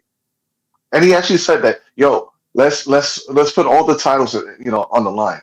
The light heavyweight titles included. That's done. Like Teofimo Lopez said about Josh Taylor a while back. Remember? Yeah. But he also said, well, but if he doesn't want to do that, then we can go to 175. But I'm thinking, can he go back down to 175? A lot of us are skeptical about that. That's why Roy Jones pleaded with him, go to heavyweight. Right. Learn from him. Yeah, that's. I mean, it would be a stellar move. It would prove that this guy wants to take the big super risk. But yeah, when it comes to the Opetaia thing, Opetaia, he gets hurt every other fight. But I'm thinking, but Zurdo gets hit every fight. Maybe not hurt, but he's very easy to find. So why wasn't that a problem with Zurdo? But with Opetaia, it is. Again, I'm not saying, listen, I'm always one of the type of guy, I hate this type of conversation because we can't prove it beyond the definitive doubt, right? We can't say, Or at least I can't say. Maybe you feel like you can, but I can't say David Benavidez is scared or his handlers are scared. But I don't like what I'm hearing is what I'm saying. And this would also be easily disproved if he actually put Zuffa on the spot and said, yeah, look, we want to fight Opetaia. Can we make it happen? Put you on the spot now. Now it's up to you. The ball's on your court. And then if Zuffa says, no, well, we don't want to fight because you have a title or you want to fight for whatever excuse, then he would prove that, yeah, see, we can work with Zuffa. But they haven't even tried yet. They're already assuming that it's not going to work. No. So, yeah, I don't like that. I don't like that type of talk, man. But anyway, whatever. Like you said, maybe Turkey Elshik comes up with the money. Then what? Then it's it could be it. Could, and but Conor Ben already did fight in a. Technically, it wasn't a Zuffa TKO card when he fought on the undercard of Fury versus Makhmudov. So we'll see. On top of that, you can't be the face of boxing and then have the curtains up on the nosebleeds. I'm sorry. Yeah. Yeah, that's true. And they couldn't even sell it out. Although maybe that'll change for the next fight. I don't know. We'll see. Yeah. Maybe. By the way, do you watch women's boxing? Sometimes. Were you the one that sent this message to Amanda Serrano? Well, maybe you can't see it, but because I'm not sharing the screen, but somebody sent her a message on Twitter saying, Amanda, please post some pictures of your feet. Oh, no. Maybe that was my commentary. I don't know. Maybe. Yeah, that sounds like something Coverage would do with an Alta account. See, that's the thing, that people have these Alta accounts and eventually they end up exposing themselves because they forget to log off of one and they post as another. Apparently, Elon Musk has been caught doing that. There's an account where he... Yeah, Ted Cruz, a politician. I think he liked a post from ittybittytitty.com or something. I don't know. Whoa, wait a minute. As long as he's not reposting bizarre stuff like Martin Bacoli was one time. He was posting CP. Yikes. He was reposting CP, if you know what I mean. CP. Yeah, I know. And I'm not talking about cheese pizza. What else? So yeah, that's all. I mean, what else you guys want to talk about? Anything else you guys have to say? And let me just say have you made your picks for Dubois and Wardley? Go ahead. Not yet. Yeah, I think I'm picking Dubois for this one. I think Wardley is too much like. I've heard that he's like the British Wilder. Like he gets beaten on points, but then he pulls out that cheat code of a knockout punch. But in this fight, I think he could ill afford to do that because Dubois has to be like the biggest hitter, like the hardest hitter on his resume. Yeah, I think that's a sensible pick. Again, my gut instinct is Dubois, but then I start thinking about it. I don't like the fact that every time he gets in trouble, he starts collapsing. Or not every time. I shouldn't say every time, but there's been a lot of instances where he just doesn't want it anymore. So it makes me very dubious about picking him. But my gut instinct says I should go with Dubois, but he's way too hittable too. And like you said, Wardley has that one hitter quitter. So El Cuerpo, what do you? It's a 50-50 fight. That's how I look at it. That's the way the odds makers have it. Damn near it's 2-1 slightly for Wardley. El Cuerpo, what do you think? Now, I was gonna say that right now, the Turkey and Roy Jones, they've kind of set the golden rule. I think the biggest news right now is that Turkey is willing to make Benavidez versus Usyk, waiting for like Usyk, what his opinion on it. And then Roy Jones, the actual guy that did it, right? I wrote a comment earlier. He was like less than 200 pounds when he fought Ruiz. So he's actually motivating David to actually take that challenge. And fans shouldn't think that there's like any type of ulterior motive in that. But literally, like to the bone, it's a good challenge, man. And if you're a fan of boxing, you would like it. So I don't even care. I don't think David would take that. I'm very skeptical of that happening because, like I said, I saw a recent video where he's like, he has this video with this like master chef, and they're grilling burgers, and I just see Usyk, and they're like, this dude was fucking massive. Yeah, I saw that. I saw that. There's no way he's fighting this guy. I saw that. You're right. Yeah. He's a heavyweight now. I mean, he's still shorter than some of these giants, but he's, from musculature perspective, he's filled out. But also he should get benefit of doubt to like bulk up. If he gets like about a year like good acclimation, then we might actually get a good fight against Usyk because Usyk did the same thing. Tony Bellew did the same thing. Roy Jones, they all did the same thing. James, maybe not so much James Toney because James Toney loves them tortas, He just went all out. But like, this is a good opportunity for David. So David shouldn't shy away from this. If the main guy that's got the loot is saying, "Yo, this is what I want," go for it, man. Like, we shouldn't even be talking about any other fight but that. If not, it's sad, because then it proves that, as the other gentleman said right now, that he doesn't want it. Because one, he did say that Usyk is the best. He said that. He said he's pound for pound number one. And then he said maybe in 2 years, if I'm not mistaken. He said in 2 years. But right now, he said that before Turkey had said, I want that fight. So if he's really about the money, because I believe the BDA was saying that, they're about the money, they're always about Canelo. Well, there's the other opportunity, right? Like, what would you guys rather have? You fight the bigger guy going northbound? I tell everybody the challenges are northbound, not southbound. So what's a better challenge? I mean, what's a better position for your legacy? To still want Canelo or go for Usyk? It's not complicated, right? So the ball's in David's court, man. He should respond to that. And if I was David, I would go for Usyk. That's a nice challenge. I always tell women that it's all about the positioning. I always tell them north south. That's the one I go for. But you know what, Usyk, realistically speaking, is he still gonna be here 1 year from now? By the time Benavidez, yeah, possible. Hey, the way Usyk smiles all the time, I think so. Yo, all right. Usyk's a demon, man. That dude's a demon. He's down for whatever. If you show him the money, he's down. So can't give up on Usyk just yet, Well, some people are saying he's scared of Cabello. He doesn't want to fight Cabello. Yeah. He'd rather fight a kickboxer. I go, what? The guy who fought Hell no. Everyone's scared, apparently. Benavidez is scared, Opetaia is scared, Bevo's scared, Usyk is scared. Times, man. Yeah, scary times, exactly. Hey, that Otama kid, man, he smokes them all, man. That's just me. That kid's nice. Only 21 years old, super athletic, and he's got a massive left hand, man. He's a nice zurdo. So the kid wants to smoke, and Frank Warren's just being a little too slow promoting that kid. But little by little. Yeah, you know what? It's interesting that Aitama, that's what I was talking about earlier. A couple of weeks ago, Aitama was the guy who was invincible, or damn near invincible. Now I see some people picking Benavidez to beat him, based on what he did to Zurdo. So that's how quickly... it's just, they're trapped in the moment. But that's what it is, man. Yeah, that's what it is. People just remember the last performance and they think, well, that what happened the last time with this fighter, that's what he does to everybody. It's like, have you learned nothing? No, what it is? I think Tim Bradley is finally having that sober moment. Like this ain't gonna happen. One at a time. Hold on. What was it, Fructuoso? What? I said that Tim Bradley's having a sober moment after this, like, exactly, almost a week has passed. Yeah. Al Cuerpo, what were you gonna say? I was saying that the guys that are criticizing the Atama, when you're watching Atama highlights, make sure you put it on half speed on YouTube to get the point. Yeah, he's very. That's the thing that impressed me about Franklin. From the first round on, he was just countering everything he was throwing. Everything, like jab counter, right hand counter. You're looking at your own counter. I heard he doesn't have much of an amateur background, or he doesn't. But like, from his skill sets, he looks very precocious, man. Well, wasn't he Fury's like one of his go-to sparring partners over the years? He's like 18-year-old, 19-year-old. I was working with. I'm sorry, not Usyk, sorry, Fury. My bad, Fury. It's like Fury's go-to sparring partner. Yeah, probably.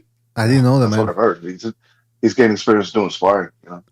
Yeah, but I mean, that's the thing. I remember that. When you look at a guy like Benavidez, too, I mean, he was sparring Kelly Pavlik. When Benavidez was a teenager, he was sparring Pavlik, Golovkin, and then there's stories of him obviously sparring Bivol and Gvozdyk. I mean, when you spar everybody... Yeah, like his spar record is more impressive than his pro boxing record.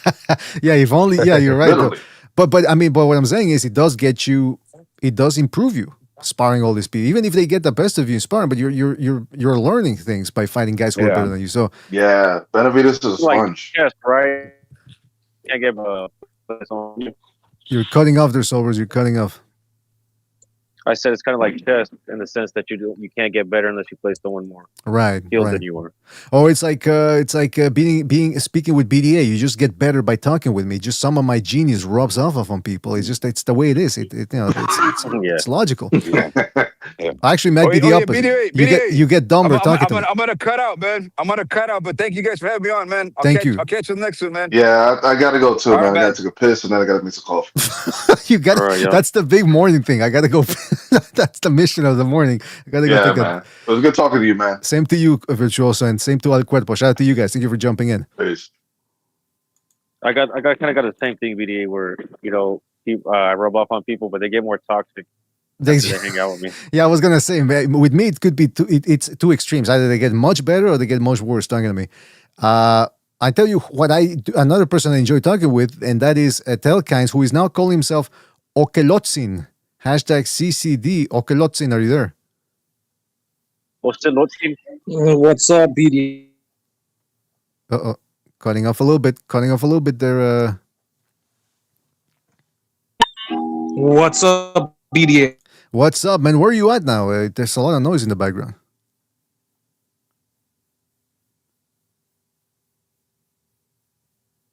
Oh, are we still on the air? Just doing some narco shit. So doing some narco shit. All right, that sounds very you fucking narc. You snitching on your neighbors. Oh, selling drugs.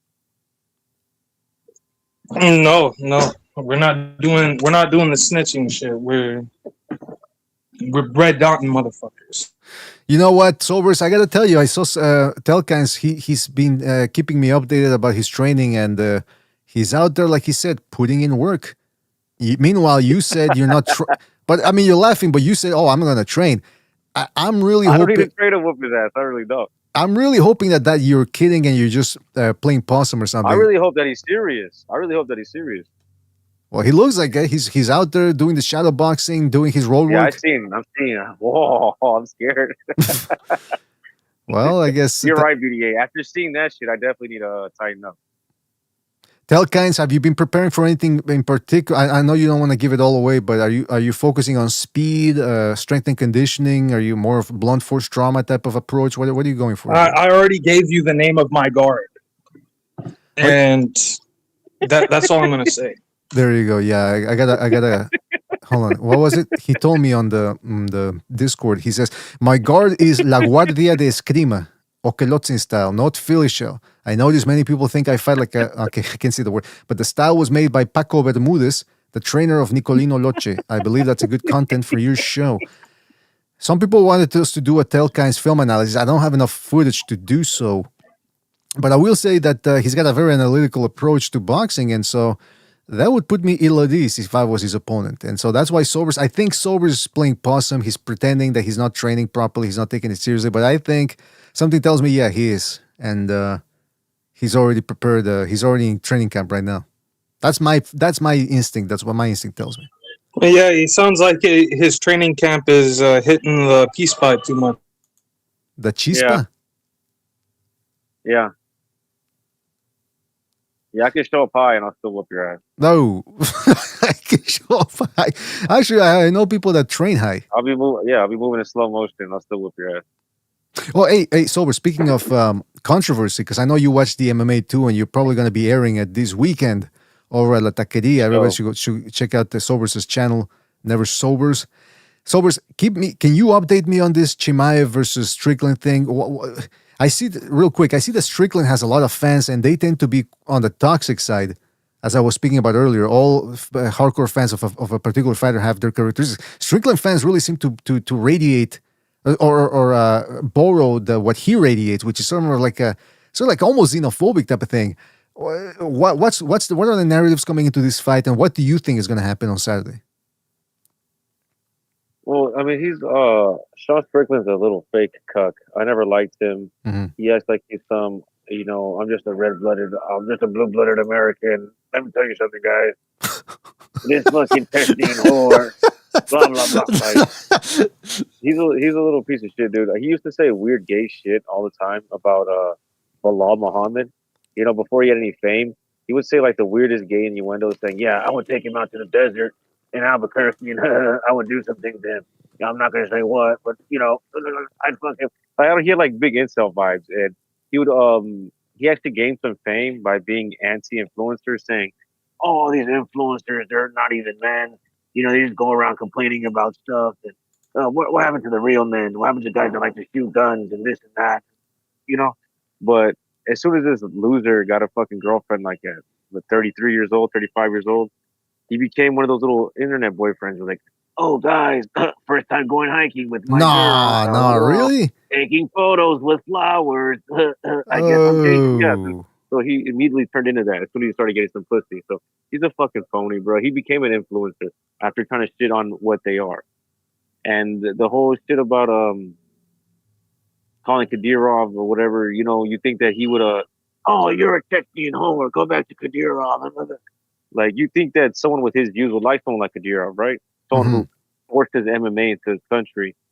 He's what the right would call extremely based, incredibly based, right? He's the kind of guy that would throw gay people off a roof. So you think that Sean Strickland would like someone like that? Mm-hmm. He doesn't. He doesn't stand up for women's rights. He's not a feminist. Kadyrov. He's none of those things. He's ultra orthodox. With everything about him. So I don't. Like he's just a fake. He's just a phony to me. And I feel like they're both selling wolf tickets for this fight because I was seeing the hype. It is getting like really big, but I'm like rolling my eyes at that shit because he's talking about shooting Chimaev or whatever. It's like this guy talks the most before his fights. He acts like he's gonna get into a bloodbath. Before he fought that white African guy, he was saying we're gonna do it to the death, to the fucking death. He goes in there. He's a fucking jab merchant, bro. He's like the equivalent of a Shakur Stevenson in there. He's defense first. He doesn't like to get out of his jab. Like if he can jab you for 5 rounds and win, he was gonna fucking do that. So he's not what he sells. Well, he doesn't fight how he talks. Yeah, because and neither just Chimaev. I guarantee you, Chimaev is just gonna wrestle fuck him, just like he did to the last guy. He's not gonna take any risks. Now, So, is this fight selling well? By the way, I heard it's okay. So I don't know if it's how it's selling, but I know the press conference got more like 2 or 3 times the views that they usually do. Right? They usually be around 20, 50,000. It was like at 200,000. So it's generating a lot of hype. And like you said, a lot of white boys they like Strickland. He's like their redneck representative. Because the rumor was, and again, I don't know much about this, but they were saying that they described the ticket sales as sluggish. But here's what I'm thinking, though. I'm wondering rather, this isn't pay-per-view anymore, right? There's no such thing as pay-per-view with the UFC anymore, correct? I don't know. I think there is. I thought it wasn't paper. I thought it was on Paramount Plus nowadays. Everything. If everything, that'd be cool, but I find that hard. Yeah, it's all viewer based. Can anybody confirm whether they're actually still doing pay-per-views? Because I don't watch the UFC anymore, so. Oh, I'm gonna check it out. UFC are fighting the UFC 328 main card. Anybody in the chat, let us know. I would find it hard to believe that they're not doing pay-per-views. Yeah, I believe that being a subscription, it's viewer based. It says, I just looked at, again, this is the AI overview. I don't know if it's correct or not. It says, Chimaev vs. Strickland is not a traditional pay-per-view in the US. It streams live on Paramount Plus. Okay, so if that is indeed true, okay, people are in the chat are saying the Paramount Plus. There you go. Okay, so that's what I read there. So if indeed it is Paramount Plus, then I don't think they care that much about the ticket sales as much as they care about the eyes on the actual Paramount Plus app. So they're done with pay-per-views? That's crazy. Something tells me you weren't buying pay-per-views before. If you didn't know that this wasn't a pay-per-view anymore. But yeah, so look, I've purchased every pay-per-view ever. Of course. No, I don't doubt it. But what I'm saying is, if it is on Paramount Plus, then they probably don't care that much about the ticket sales anymore, as much as they care about viewership on Paramount Plus. So the viewership, yeah. So they get the advertising money. People look at the advertising. Advertisers pay the money. Boom, that's it. Bada bing, bada boom. But they must also, because again, they're saying that the ticket sales are sluggish. All I was saying before 2-3 weeks ago, we're talking about MMA. Can they actually hold these events in England and all that? I don't know. Look, tomorrow we got this boxing event in England. Meanwhile, here in the USA, this is supposed to be a big fight, and apparently people aren't willing to pay for it. Now, does that mean that it's an unpopular sport, MMA, or that it's decreasing popularity? No, maybe it just means that with this economy, people aren't willing to pay for fucking parking and at the concession stands. You know, they bend you over now at the concession stands, right? With $20 for a can of Coke or whatever. So maybe people are saying, why? And they make you pay for that. For the bending over? Yeah. Well, San Francisco, maybe, yeah. But what I'm saying is, maybe people would rather say, you know what? Why am I going to go out? In other words, let's wait for the Paramount viewership. That'll be the interesting thing. But it is bizarre that people don't want to go see it. Maybe because, like you said, maybe they know it's going to be a The guy's just gonna lay and prey on him for 5 rounds. He's for sure. He's just gonna, cradle him viciously. There you go. Yeah, yeah. But that was interesting because again, I don't. It's called a struggle snuggle. A what? A struggle snuggle. A struggle snuggle, is that what they call it? Yep. So that's why I was interested in this fight because I saw a lot of trash talking but last time I remember seeing Strickland fight was over at Taqueria and it was in the Dracula rematch, and he wasn't doing anything against Dracula. He was more, but the first fight was more entertaining. Saying, bro. He talks more than he fights. Exactly. So we might just be seeing, like you said, ragdolling for 5 rounds, and then the only interesting thing here is what happens after the fight. Is there going to be another brawl like it was between Khabib and McGregor, or are they going to shake hands and hug? I mean, I don't know. Nothing like that. I think they used to be training partners. So it's just they'll be all right. Round 1 in the chat. A lot of hype. Yeah, round 1 in the chat says that the first Paramount Plus thing that did 7 million. So there you go. So they might not be that worried about lack of ticket sales, as long as a whole bunch of people are watching it on Paramount Plus. Well, what I heard is that I would say about this Paramount Plus stuff, what the UFC is doing is fans have been complaining and they've even been questioning Dana White. Well, why are there so many guys getting repeat title shots? That's been a trend. You've been seeing a lot of the same guys fighting for belts and things like that. Basically, fights that the fans don't want to see. They're doing things now that they accuse boxing of doing in the past. They're recycling fighters. They're matching fighters. More. They're being more favorable with matchups and stuff like that. Just more of the bullshit that you see in boxing. 50% being more obvious than MMA now. And then when people ask Dana White, like, hey, what's up with this? He's like, well, if you don't like it, don't watch it. And what it is that the people who bought the UFC, they have a guaranteed revenue. They have a guaranteed way of making revenue. They have their plan. They know how to earn their money back, and they're very interested in earning their money back because they spent so much on buying the UFC. So their first priority is recuperating their the investment. So what they're doing is, like I said, they have a guaranteed plan of revenue, and they're going with that. So they're not caring what the fans want or what they say. Like, you're gonna show up anyways. If you like the sport, like me, I'm gonna watch it anyways. I like watching the fights. I'm gonna watch them anyways. There you go. Yeah. There's gonna be people like that. And the reason why we bring all of this up, people say, "What are you talking about MMA in a boxing show?" Is because Paramount Plus, we've got action on Paramount Plus, boxing action on Sunday. We've got Shane Mosley Jr. taking on Boachuk. And there's also an Uzbek guy fighting, making his pro debut, I think. And it's always interesting watching the Uzbeks because it's almost like they're the people have called them now the Central Asian Cubans. Very good amateur pedigrees, then they make it to the pros, and yep, they don't quite make it. Also, by the way, I didn't really talk about this much in this episode, but because I don't know how many people care about this one. On Pro Box, Angelo Leo taking on Raissim, I don't know how you pronounce his name. That should be an interesting one. I'm definitely gonna watch that. Is that today? No, that's on Saturday, I believe. Actually, you know what? Let me double check because the last time there's been times where I don't. There have been times when I don't even check, and then I go, "Oh yeah, it's on Saturday." And it turns out it's a completely wrong day. Wrong. Are you saying that that's what people say, or that I am wrong in this? No, look, I'm looking at it on Champignon.info. It says May the 9th, Saturday, May the 9th. Hey, by the way, it's taking place in your neck of the woods there, Sowers. Atlanta. Oh, really? That is right. Okay, so let me go. Know that. If I go to the ESPN schedule, a boxing schedule, where they give you the major fight scheduled, it says, May the 9th. So it's tomorrow, College Park, Georgia. Wait, they said Atlanta. Now it's, where is that College Park? Is that a municipality or is that a... Which college? It says College Park, Georgia. College Park. Oh, that's the fucking hood, bro. I didn't want to go there.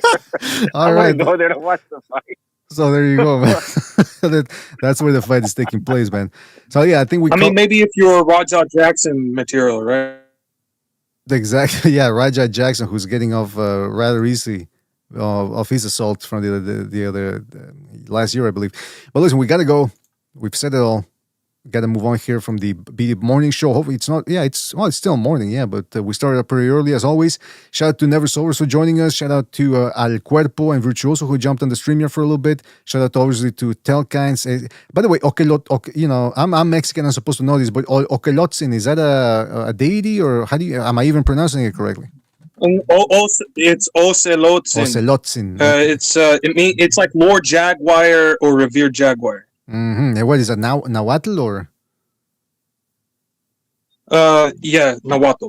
There you go. So that's Telkines with summoning the spirits of the ancestors there from Central America. And I got to tell you, he's putting in work. That's all I'm going to say. So shout out to him. Shout out to Sobers. Shout out to everybody who joined us via the chat here. Shout out to all of you guys. And that's about it, man. Hopefully you guys enjoy the show. Hopefully you enjoy the fights tomorrow. Hopefully we get some good fights. We need to keep this momentum going.